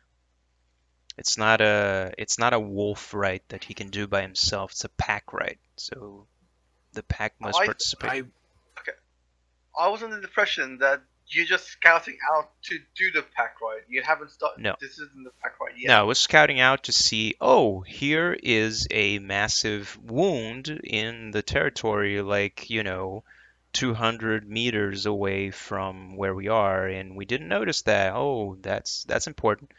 Might want to leave that out of the area of the ride or whatever it is, that sort of stuff. But the ride itself, the pack must run the boundaries Yeah, of okay. the whole thing. I'm pretty sure we'd be okay. back still. So you'll do the scouting first. And the You'll scouting do the is scouting first. They'll go into the village. Mhm. yeah, and the scouting is exactly that. He's trying to understand. Like you said, like you pointed out, the important landmarks. The locust, the ring of trees, and all that. But he's trying to understand if there's anything else, a mile out around the Ulfrdenne. Are there threats or whatever it is? He's trying to understand that before he performs the rite. And Okay. that's the whole purpose of the thing. Okay, so you're scouting a 1 mile perimeter around. I Yep. need you to make me a survival plus wits Okay. and actually roll your occult plus your perception. That's 12 plus occult. That's 16. 16 dice. Submit. And if it's a perception based, it's exceptional and 3 successes. So yeah. That's 4 successes, but if it's perception, I get exceptional and 3 plus. Okay, great. Okay, so first of all, you gain, as a result of your exceptional success, the conduit condition. Whether it be through ritual incantation, diligent research, or attempts to practice some sort of mystic spell, you have connected to the twilight. When a character gains this condition, choose a type of ephemeral being. That being will be the spirit. Beings of that type may treat you and your immediate surroundings as having the opening condition. Holy shit. Okay. You undertake a resolution. You undertake a dedicated action to purge the condition. Okay. That is crazy, actually. Okay. Is he aware of this? That this happened? That he has this condition? Or Yes. No? Okay. He does feel kind of an open flow Okay. with the twilight right now. Okay, so the information you gain, and what was you got successes on the survival plus wits as well? I don't remember. Survival plus wits. I didn't roll that unless it was a previous roll. You want me to roll? Okay, go ahead and roll that too. Yes. Okay, wits survival. Wits survival. My goodness. This sheet has one little thing that pisses me off. That I changed recently. But anyway. Wits survival. Here it comes. Sheet roll. Submit.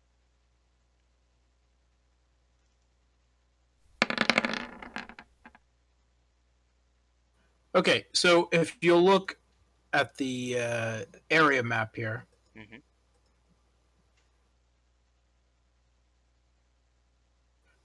You'll see that the Hraefnsrost is right off of Lake Ladoga. It's on basically the estuary of the River Volkhov, and it's on the left bank, if you will, going north south. And the Ulfrdenne winds up through the woods and the hills to an area of high ground, basically to the northwest of Hraefnsrost. So that is the area that you're scouting around there. Going, just the limits of your 1 mile perimeter will take you right basically to a cliff's edge, a rather high area overlooking Lake Ladoga itself.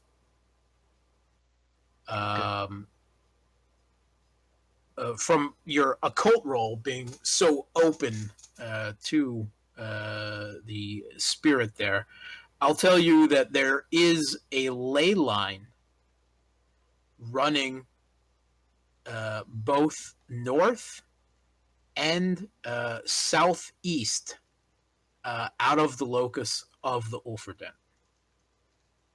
So you are an intersection point there. Okay. You also know that there is instability running in several directions out of the locus into the surrounding area, but nothing grievous within that immediate 1 mile radius. You detect that there is greater instability caused by your locus in the wider area, but nothing immediately horrible in that first mile radius. But with your exceptional successes there, on that cliff, basically to the north of the Ulfrdenne, at the edge of that 1 mile radius, when you get there and you're looking directly over Lake Ladoga there, and you can kind of get a little view down below the picture there. In the shadow there, as you are searching around and you look across, on the edge of that cliff, there is a single long, tall, white tower rising up off the edge of the cliff that does not exist in the real world. Awesome. Okay. Got it. There is no door or window on that cylindrical tower. Okay.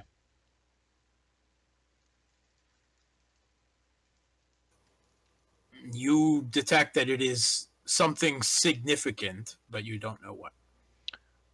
Oh yeah. Got it. Also, roll me Damn, so many rolls. Yeah. a d20. Damn, D20. Roll D20.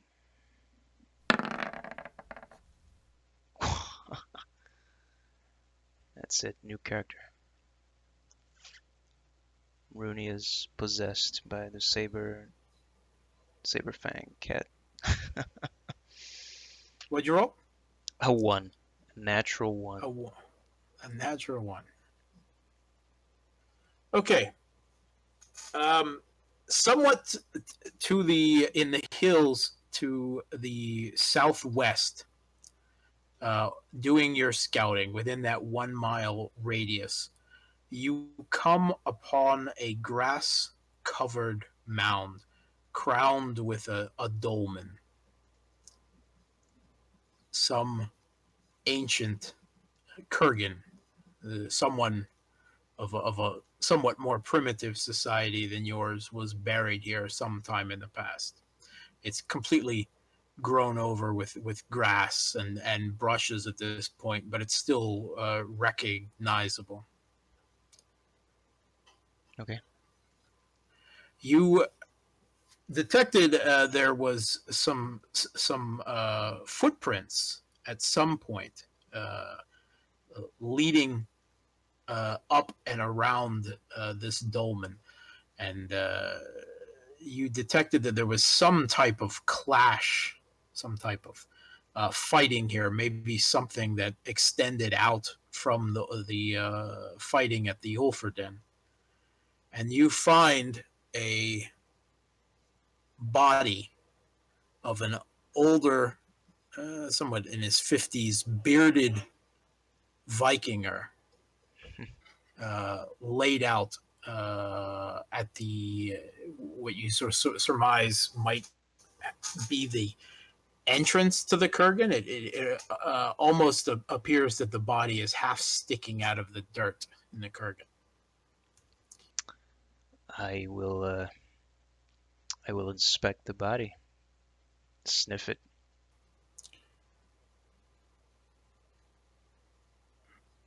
It's dead and not dead. I claw at it, like trying to remove the dirt from on top of it. Okay. Trying to uncover the body. As you dig around the body, the figure groans and reaches out, and you're able to pull the body out of the dirt. And you have met Ingvar.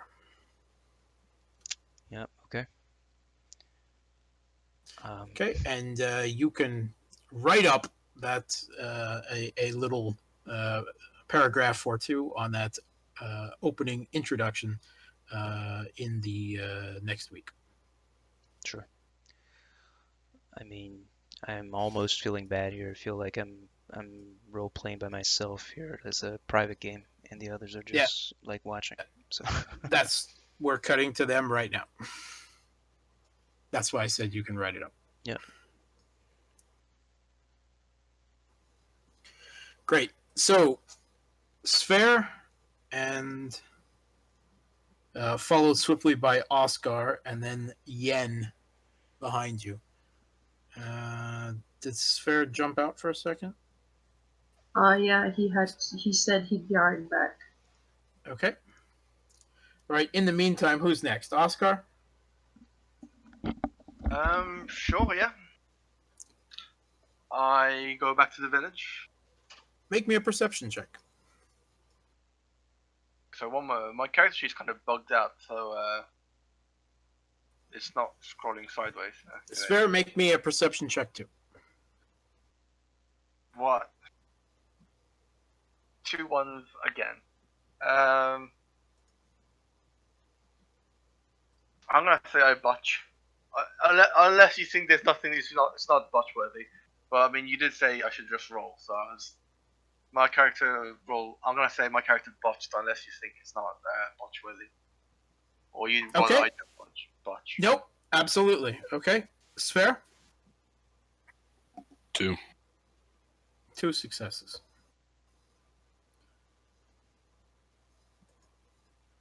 Okay. Can I Sphere. say sorry, just one thing Go ahead. because I botched. Can I just say? Do I want? No, actually, no. Sorry, ignore that. Sorry, continue. Sorry. I changed my mind. I was gonna say I've been attrited, but then I don't want to spend the rest of my day crit failing every time I fail a roll. So I'll change my mind. So you don't want a critical failure. I will say I botched, but not because of anything freaky. I botched just because my character just failed rather than anything supernatural. Okay. Sphere, you and Signy walking through the woods on the paths back down the Hraefnsrost. You catch a whiff of a terrible stench not far off the path.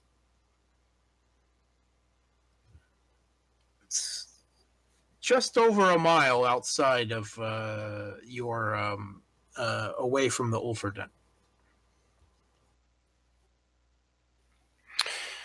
Stop. Tell Signy I smell something, and I go check it out.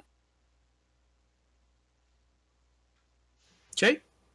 He looks at you curiously and draws out his blade and follows a little bit of a distance behind you.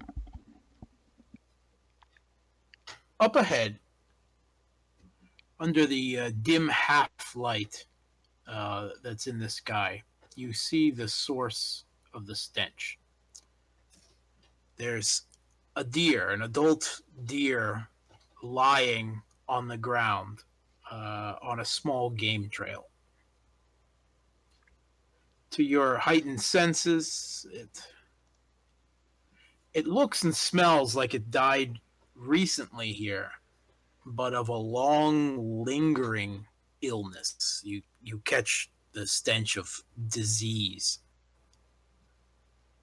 Its stomach has burst, and there are maggots crawling, flies squirming in its guts. But what's hovering above the corpse looks even worse. In the twilight, you see a spirit, which appears to be a mass of rotting bones and tissues, about the size of a raccoon, hanging in the air. Filthy tentacles and entrails flutter underneath the spirit, caressing the deer's carcass. Oscar, you thought you found a shortcut that would cut a good 20 or so minutes off of your journey, following a game trail. And you're so confident that you step right off and put your foot down into the guts of a deer. Oh, it stinks. Oh, fuck. I look down, like, is this like a rotten deer like the other one, or is it just like, I'll roll to see, I'm like, oh, fuck, and I look down and I see a dead deer. Can I just, Yeah, and looking right ahead of you, you see Sver and somewhat behind him Signy creeping out of the forest and looking at you in a little bit of shock and horror. I'm like, what the fuck? Like, why is there this dead rotten deer on the ground? And how did I not smell it? I thought one of my werewolf things was I'm supposed to have enhanced senses. And I just angrily shake my feet out the deer and just like try to wipe it on the. Is it snowing? I guess. So I wipe it on against the snow, trying to clean my foot. I'm not too interested about the deer at the moment. I just want to get clean. He who runs his mouth the most notices the least.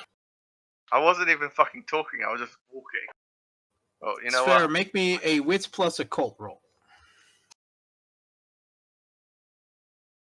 Here it is. You're coming up behind them as well, and you saw Sver and Signy head off the path a little bit and come up behind them. Okay. You also see the deer, and you see the spirit in the twilight above them. Obviously, Oscar was so oblivious to the presence in the twilight at this point. He's so removed from his spiritual nature that he's not even reflexively looking into the twilight. Okay. On a scale of 1 to 10, how pissed does the spirit look? How what? On a scale of 1 to 10, how pissed, how angry does the spirit look right now? Because I'm make assuming me a wits it's plus probably its make me a corpse. wits plus a cult roll too. So I know what this thing is. What you got? 3. 3.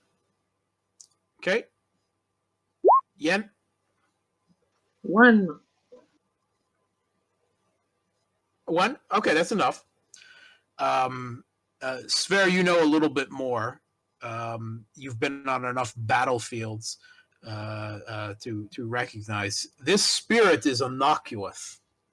It's a lesser spirit of illness and disease.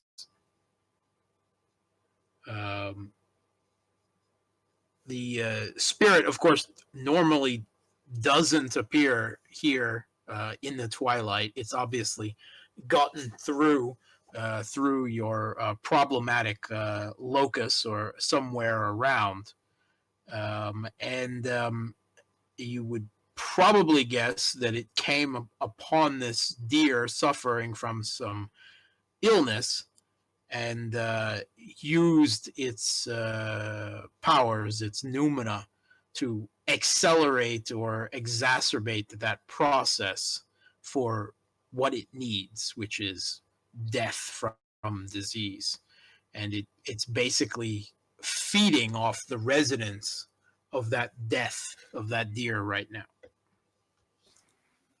Okay, so this thing, it's not supposed to be in the twilight. Like, is it bad for spirits to cross into the fucking like the real world? Is it bad Yeah. if they cross into the twilight as well? Yeah, I mean, the twilight is just a state of being, right? It is in our world. Okay. It's just not in the physical, right? It's in And the it shouldn't fucking ephemeral. be. Basically. It shouldn't be on. It locus. shouldn't be on our side, whether it's ephemeral or physical. I can't murder this thing unless we get the Sisker Dao on it, right? Like, if I were to attack it, it's ethereal. Correct. Okay. My character, I guess, notices you guys looking oddly in, I guess, my direction because I'm actually like right next to the deer. Yeah, from your perspective, Oscar is basically standing directly beneath this spirit with its filthy tentacles and trailing appendages, just swirling around him, brushing through his hair, slithering over his back as it digs down into the deer's guts again. Okay, you didn't answer my question. Does the spirit look upset or angry at Oscar's presence, like at all? It doesn't seem bothered by him in the slightest. It just ignores him, so it doesn't look aggressive or anything like that. It seems pretty focused on the deer corpse. Corpse either. Okay. Well, what are you guys looking at? And then Can they feasibly hear me if I speak? Spirit in the twilight should be able to do that, right? Yes, yeah, you can definitely do that. All right, I shout at it then, see if it gets its attention or some shit. I don't know. Okay, you shout. You're gonna terrorize Oscar. no, I'm just saying my character starts to notice that you guys are looking at something above me or around me from the looks of it. When he starts shouting, I guess I eventually realize that he's not shouting at me; he's shouting at something else, and then I would look into Cecil as well.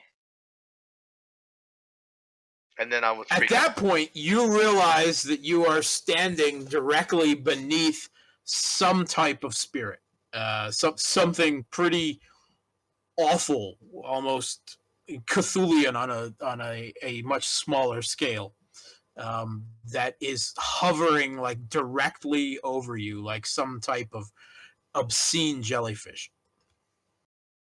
What the fuck? And I like take a step back and swing my axe at it, I guess. I pick up my axe and swing it. Okay, you ping up your axe and swing on it. Yeah. Go ahead and make a roll, I guess. Out of character, I can't actually hit it, right? Strength weaponry, I guess. You can be amazed at my dice roll.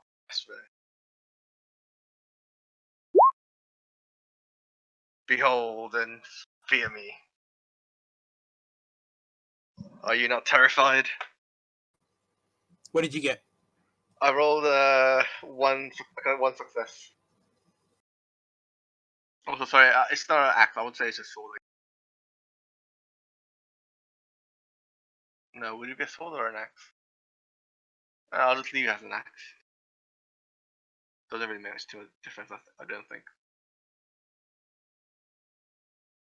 I think if I remember correctly, mechanically they're exactly the same, right? In World of Darkness, just one lethal. Yes. Yeah, so I'll just say it's a fancy looking axe. It's got a bit of gilding on it, done by Iron, the blacksmith, and I swing. So if it hits, it would be 2 lethal, I guess.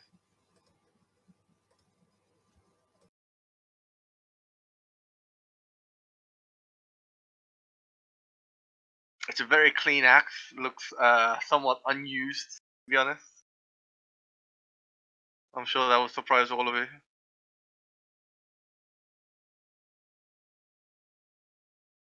Maybe the fact that it's extra clean and sparkly might mean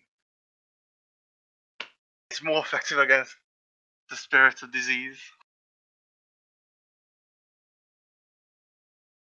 1 second. You're gonna piss it off, is what you're gonna do.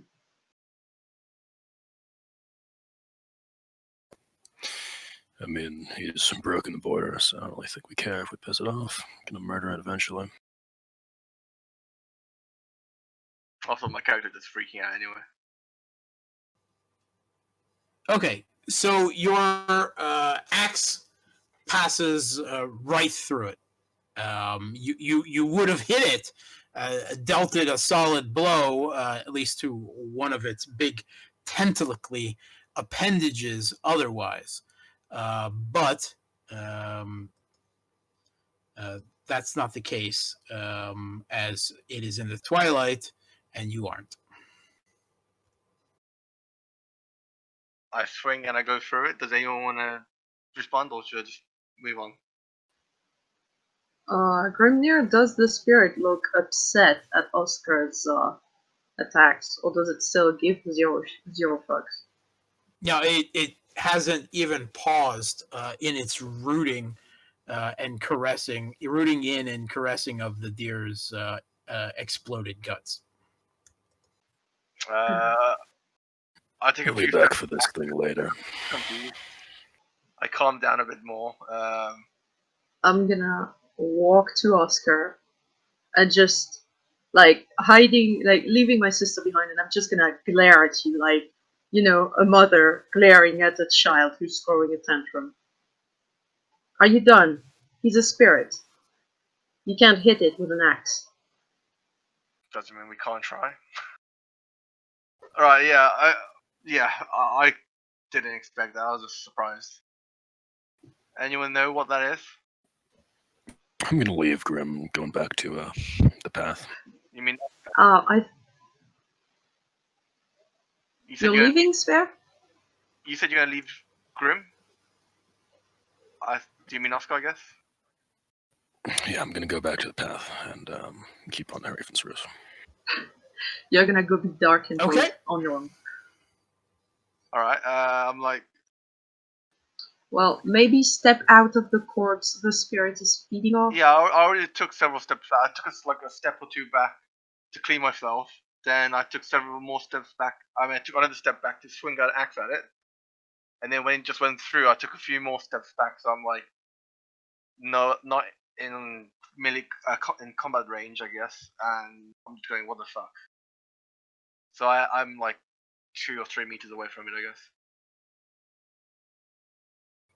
I'm like, that's clearly some sort of spirit of death. No, it didn't seem like anything like Morrigan.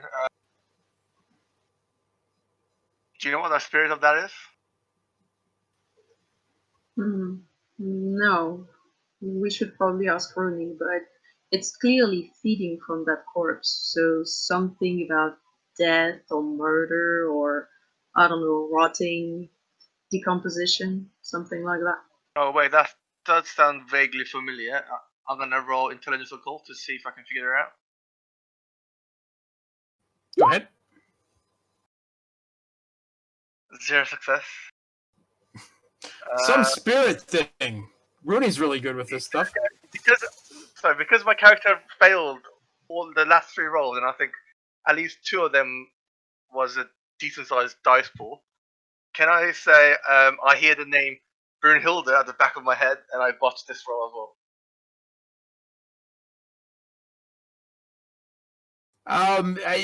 You just botched one. That's enough. In terms of beats, I'm happy to say like I get 1 beat for the C. Yeah, you get one. Okay. You think this is some type of spirit of the sea, a spirit of the tides. Not quite sure what it's doing here. It looks very jellyfishy. Maybe it's a spirit of some water creature, like the tide or something. The sea, lake. Sure. I mean, maybe it's hovering over the dead deer because it's confused as it's far away from its home. Yeah. No, I don't. Look, I don't know much about spirits, but from what my sister tells me, they usually need to be around a specific thing to feed from it when they are on our side. So it's probably hanging there because there is something in the vicinity that it can feed from. I don't know what exactly, but there must be something. Are you sure? I mean, to me, look. I mean, have you? I don't know if you've been raiding, but if you've been to the sea or near the coast, I guess you must have. Sometimes you get these like jellyfishes which wash up ashore, and it looks very much like the jellyfish. Could be Yeah, and jellyfishes sting, so we probably should leave it alone until we have our ether with us. But if you want to come back and hunt it, I'm sure we can. I realize that I'm a new werewolf. Isn't that like supposed to be our job? I don't know why Sevilla just walked off. Isn't it our job to like hunt these spirits? Oscar, I'm not calling a Sisker dog just so you can hunt the weird jellyfish you stepped into.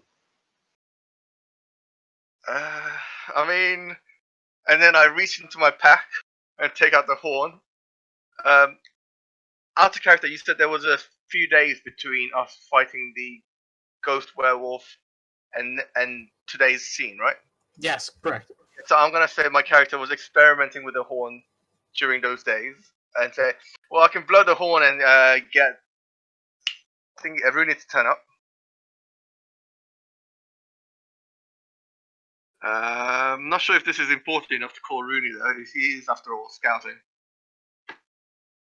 Wait, don't Rúni like eat spirits or something? So if he's hungry, then he could eat this, I guess.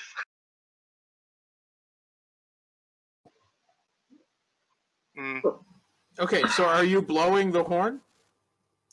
My character just being indecisive. You know what? I'm just gonna blow the horn. I blow the horn. I look towards Rúni's direction when I blow it, but I mean it affects everyone equally, so I guess it doesn't really matter which direction I'm looking at. But I turn towards Rúni's approximate direction and blow the horn. Okay, so Oscar pulls out this great war horn, carved out of the horn of a great aurochs, and it's fitted with gray jade, runes carved along it. And he blows on it, and surprisingly, the noise that comes out is loud and clear and echoes. And it echoes in your heads as well as it does every single pack member back at the Ulfrdenne and in Hraefnsrost, all By the alerting them to danger, warning, emergency, and also of the general direction and What? location of the hornblower. It doesn't transmit intent, you say. It basically just doesn't say it's warning or danger. I mean, they presumably will expect that, but it doesn't actually say warning or danger. Yes. A loud sound. Yes. And they know the exact. You put down. They know the direction and distance. So I guess they know where I am now. Okay, Rúni, not too far from where you were in your scouting of the perimeter, just a little bit further, in a couple, 5 minutes run down the path, you hear this horn sounding, and you know instantly that this is Oscar, and he's summoning you. So does the Summoning horn the pack. make an actual physical noise for someone who's right Yes, next to it? Yes, it does. It does make a loud physical noise, but it also makes a spiritual noise for the members of the pack. So he just gave me a physical and mental huge headache because I was right next to him when he did that. But I'm not going to be blowing the horn. I know it's of the mystical effect. I'm not going to be blowing the horn physically very loudly. It will just be like a relatively short toot, very low sounding toot, because I know that me blowing the horn doesn't actually affect the mystical effect. Okay. So I'll blow it so that you won't complain. Not to the level that you'll need to complain about it. Is that possible, Grimnir? Yes, it's possible. We'll say that. How, Rúni, what are you doing? How big is the horn? Because I thought it would be like the size of my arm, but you made it sound like it's quite large. No, it's about the size of, we'll say, from your elbow to your fingers. It's large, that's what but it's still something that you can, blow and sling over your shoulder. So okay, because you said it was like a walrus tusk, and I thought those were supposed to be like no, aurochs. Okay. Wrong okay, animal. so a few questions here to for me to understand how Rúni would respond to this. We obviously communicated, right? What that Rúni was gonna be, scouting the perimeter, and you guys would be doing something else, and then we would meet back up to perform the rite. Correct? Correct. Okay. Then the next question is, does Rúni know that the three of them just went to the settlement to handle some business, whatever it is, and then they were all together, and then they would come back together? Yes. Okay. And then the last question and is, Rúni also knows about the horn. Yeah, that was gonna be the next question. Okay, so you identified it for him. yeah. So in Rúni's mind, well, I'm not even gonna say that. Okay, so Rúni, when he hears the sound, he just bolts. He shifts to Urhan, the fastest form, and he just makes a run for it, where the sound's coming from. Okay. All right. So what are the rest of you doing now that Oscar has blown this horn? When he did so, the Nakuoth, it seemed to twitch just a little bit. A few of its tentacles withdrew from the deer's carcass.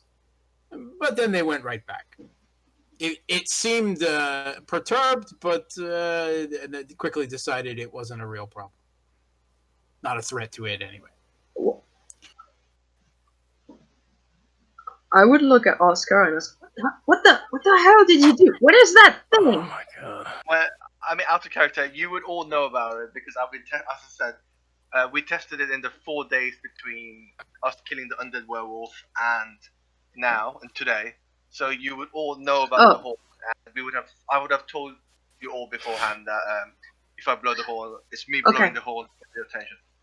Okay, so scratch that. Sorry. Did you just call our alpha for a weird jellyfish that's not doing anything but feeding?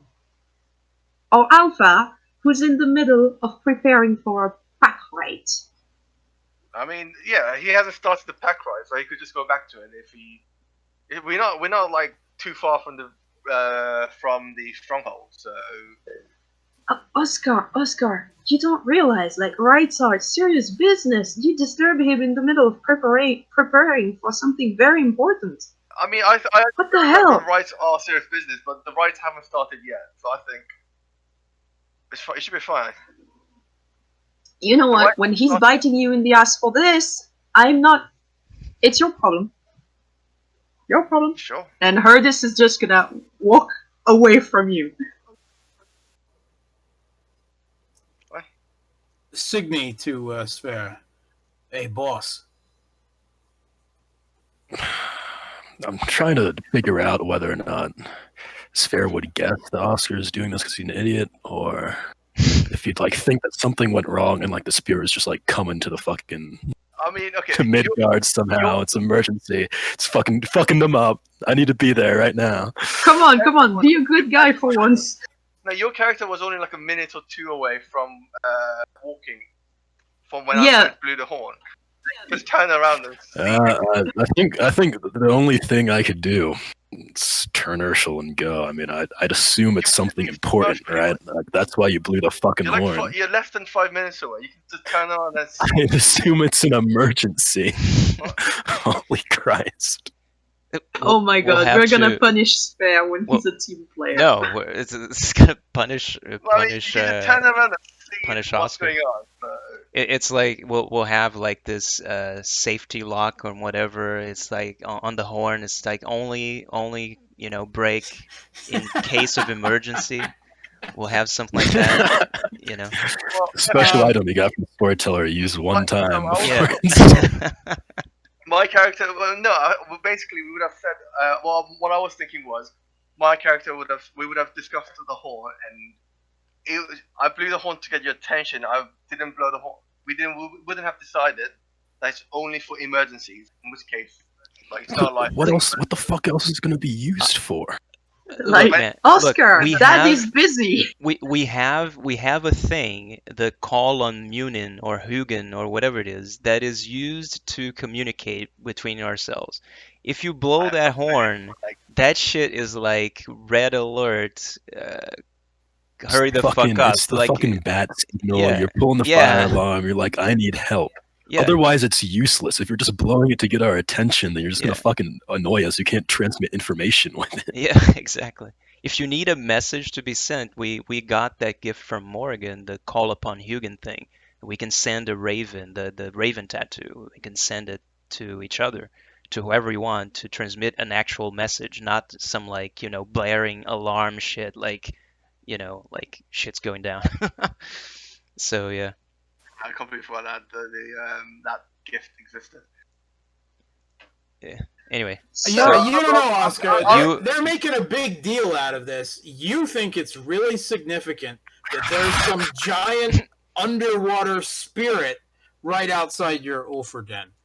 That it's got to have something to do with some Lord of Water spirit or something like this. But this giant jellyfish from the sea is not going to be here unless there's an assault on the Ulfrdenne by the spirits of the elemental plane of water.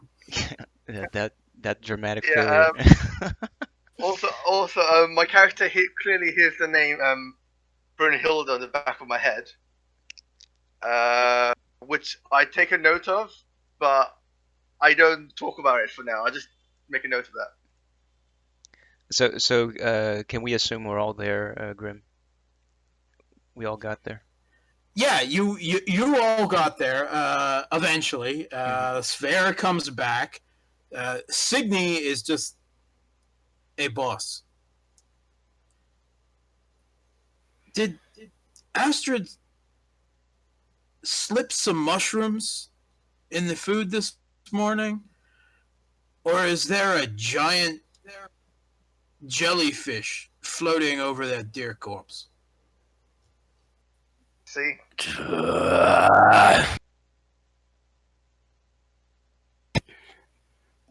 Why'd you blow the fucking horn? There's a possible threat just outside our soon-to-be base of operations. Surely we need to deal with the spirit. Also, don't It's in you? the twilight, you idiot. I throw a fucking rock at it. My character. Are you trying? I just. Oh, add it. That's fine. And as it passes directly through, I start walking towards Oscar. Are you actually saying you're going to aiming at to me as well? I mean, my character tries to dodge it. No, he throws the rock at the spirit to prove a point that it can't be harmed unless, you know. Right. Well. So how do we deal with it then? Do you want to do the Sisker die right fucking front of it? Yeah. I mean. Do you even know how to do a Sisker dog? How stupid!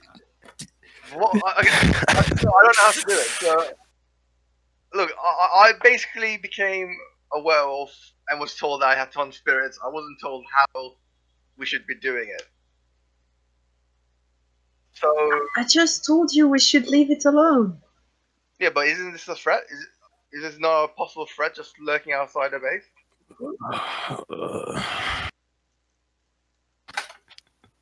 I just wait. Just wait for Rúni to show up. If I do anything about it, it's gonna start escalating, and I already killed somebody. Do you look angry right now, Sver? Rúni has ridiculously arrived. angry. Rúni comes panting up in this point, in his wolf form. Sver is just groaning painfully. Is almost frothing. He just doesn't know what to do with his hands. Veins. So it's soon after Rúni, the other wolves of the pack, including Garm, the pet dog, all also arrive, panting, having been summoned by the horn. okay. If Sver looks angry, Herdis is gonna step between him and Oscar. Okay, Not doing anything, but just stepping between the two of you. So this is a good moment. Grim, do you allow us to like spend experience during the session to activate something here, to activate a gift that Rúni is probably not going to be able to live without for long, so I might as well do it now. Which is the pack awareness, right? Pack awareness facet for communicating, telepathically. He's not going to shapeshift into in the middle of the road in broad daylight. Is not going to do that. Can I activate this thing right now and spend experience to do it, or? Sure. Okay, so he does that, and he's spending 1 essence to activate this thing. And I'm talking. You hear Rúni's voice, Herdis, in your head. He's in Orhan in front of you, and he looks around. He probably sees the spirit.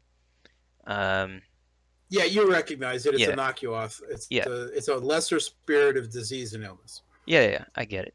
I know exactly where you took that from, by the way. And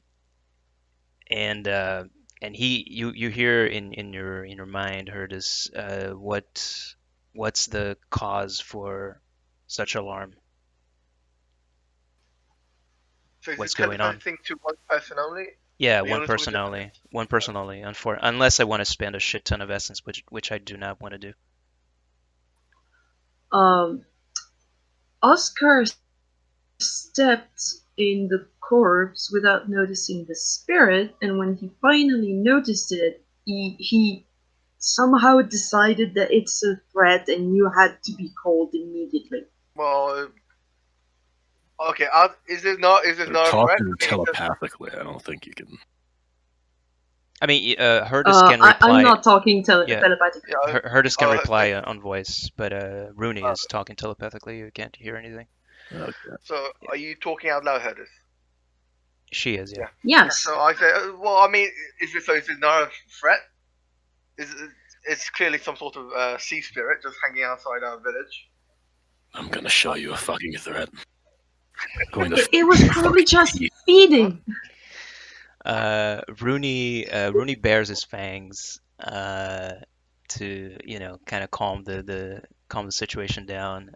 He bares his fangs at Oscar, and he turns to Herdis. You see his left eye is a jet black,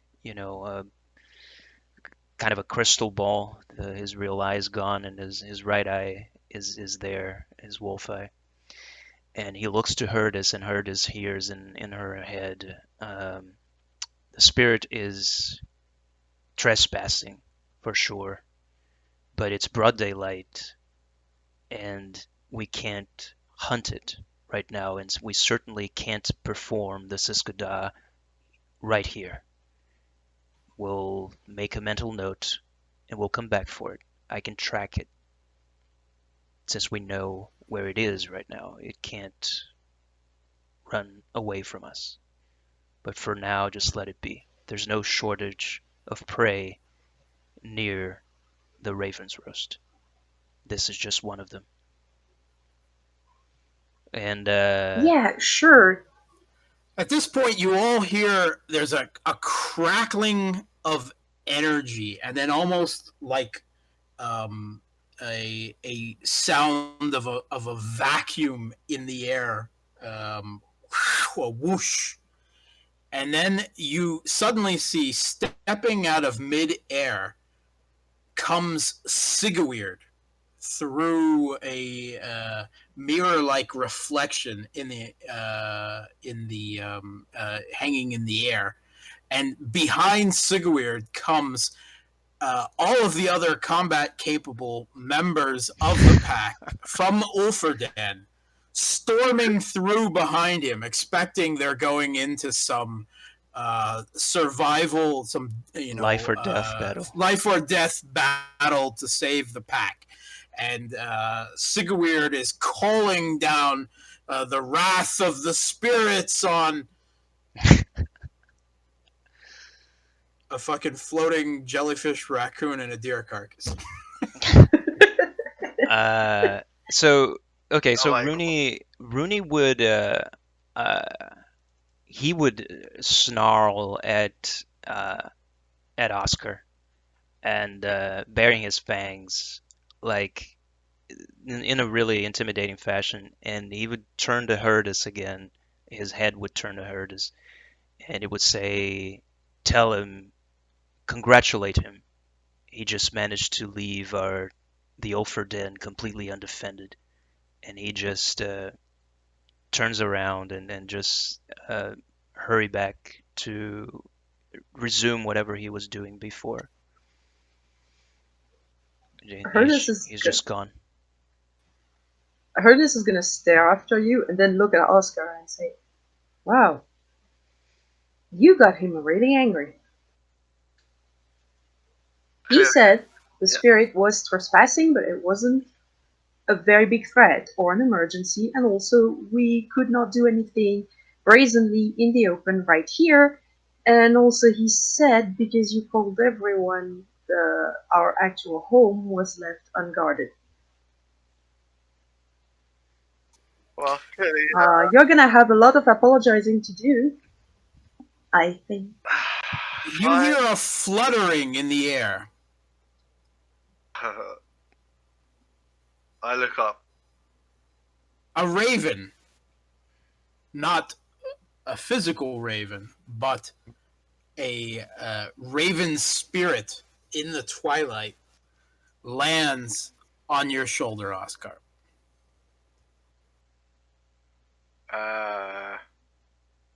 False alarm. You rang, Wolf Cub. Yes. Well, Morgan is also summoned by the horn. Oh shit! we now learned new things which we didn't know before. I said, it was a false alarm, Morgan. I do apologize. We didn't realize that it could also contact. We could also. We didn't realize. Out of character, do we know that it affected Morgan or? You know now she is your totem. She's part of your pack. I apologize, Morgan. I didn't realize that it would affect you as well. Wolf Cub, what do you see there in the twilight? A spirit of some sort. Indeed, it is a Nakuath, a Gathling of a Muthra, if you will, a Gathling, almost, of disease and illness. What do you think it's doing here? I've been told it's feeding. I guess it's feeding on the dead deer. Ah. So, if you wanted to drive this spirit away, and I quite assure you that you do not want this thing in your territory, it will breed disease and corruption. That's what it does. So, you can't harm it physically at the moment because you are not in the twilight. But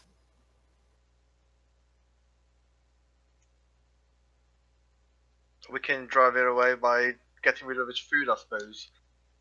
But if we a ray of light hath descended from Asgard and has illuminated this merchant's son. Fine, but if we do want to hunt it later on, would it not be better just to leave it here so that we know where to start the hunt from, rather than chasing it away now and looking for it later? You mean Well, the it thing? will not stay over this one carcass forever. It will seek to kill others. It is not going to leave the area while there's death to be brought, illness to fester. So, how quickly does it feed? Like, how many? Well, to put yourself into the mind of the Nakuath, this is really kind of, shall we say, a combination of feeding and carnal pleasure at the same time. Suffice it to say, it likes to take its time. All right.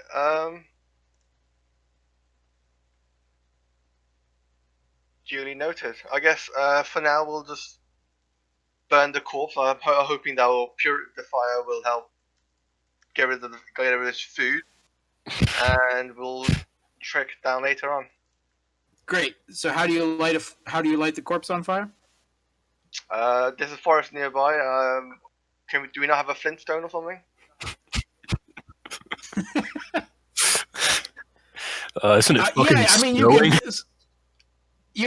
Well, it's not snowing right at the moment. There's some snow on the ground, but yeah, you can pull out your flint and stone, get some, collect some tinder, some needles, some little branches. Eventually, after about 15 minutes, you get a little fire going. Whoa! And He's not gonna roll. He's not gonna roll survival. He's not gonna roll survival with a chance die. Like probably doesn't have survival at all. At the moment, Oscar, do you have a dot in survival? No. No, I have no dot in survival. Obviously not. and also, you have to realize. Wow! What a fucking surprise! Okay, you can roll a chance die here. Okay. The thing is, he says it's chance though. What you might not have realized is I've been affected by the Atria's luck stealing. So any dice roll I fail for the entire day becomes a botch. Holy Okay, shit. so This is gonna be a mess. Yeah, and every time I do, I hear Brunhilde's name in the back of my head when I botch. So eventually, I'll realize that Brunhilde's got something freaky going on. So wits plus survival, which is nothing. Take the minus there for not having the skill. Does anyone want to assist him here? Are you just gonna let him? Are you just gonna let him? Actually, I'm going to spend this time telling everybody to leave because it's a false alarm, and I'm going to leave as well. Before I do, I think Sver tells Oscar, if you ever blow that horn again outside of mortal danger, I will put you in mortal danger, I swear. And like, still got to get to Hraefnsrost. That's all I was trying to do.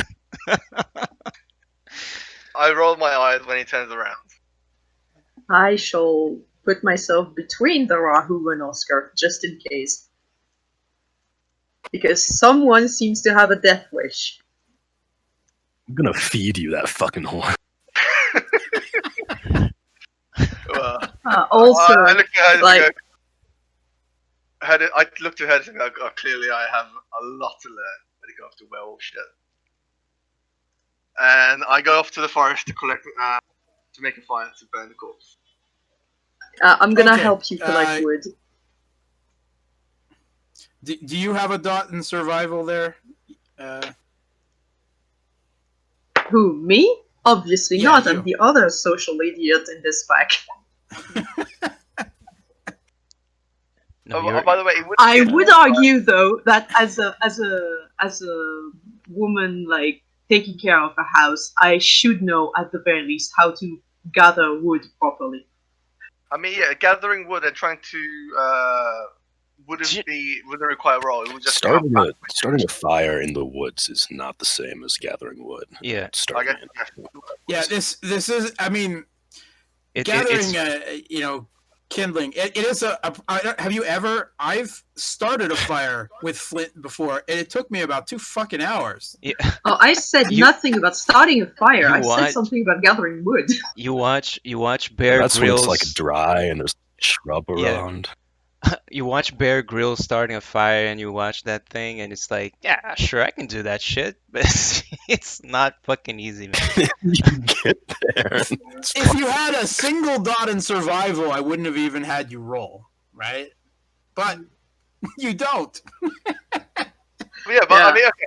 But Brunhilde is in the party, and she is with me, and she's an expert survivalist because she's a scout. So, I guess I would ask Brunhilde for help, and I guess she would help make the fire. It's my character is how my character would handle it. My character understands there are things that he knows that he can't do, like fighting, or scouting, or survival. And starting That's why he yeah. hired other people to do it for him.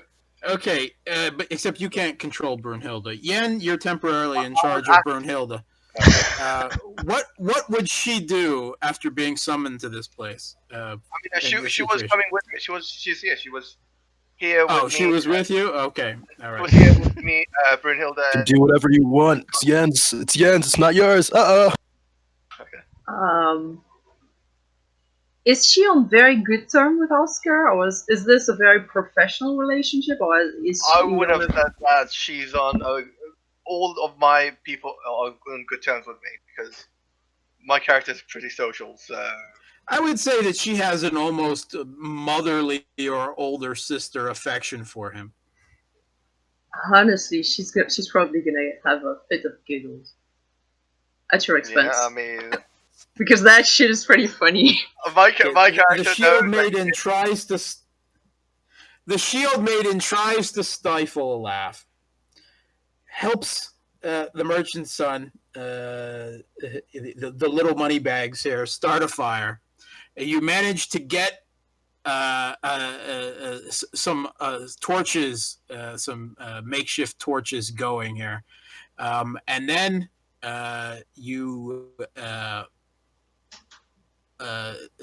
basically toss them onto the corpse of the deer. And at that, you see the Nakuoth rear back its tentacles, looking quite upset.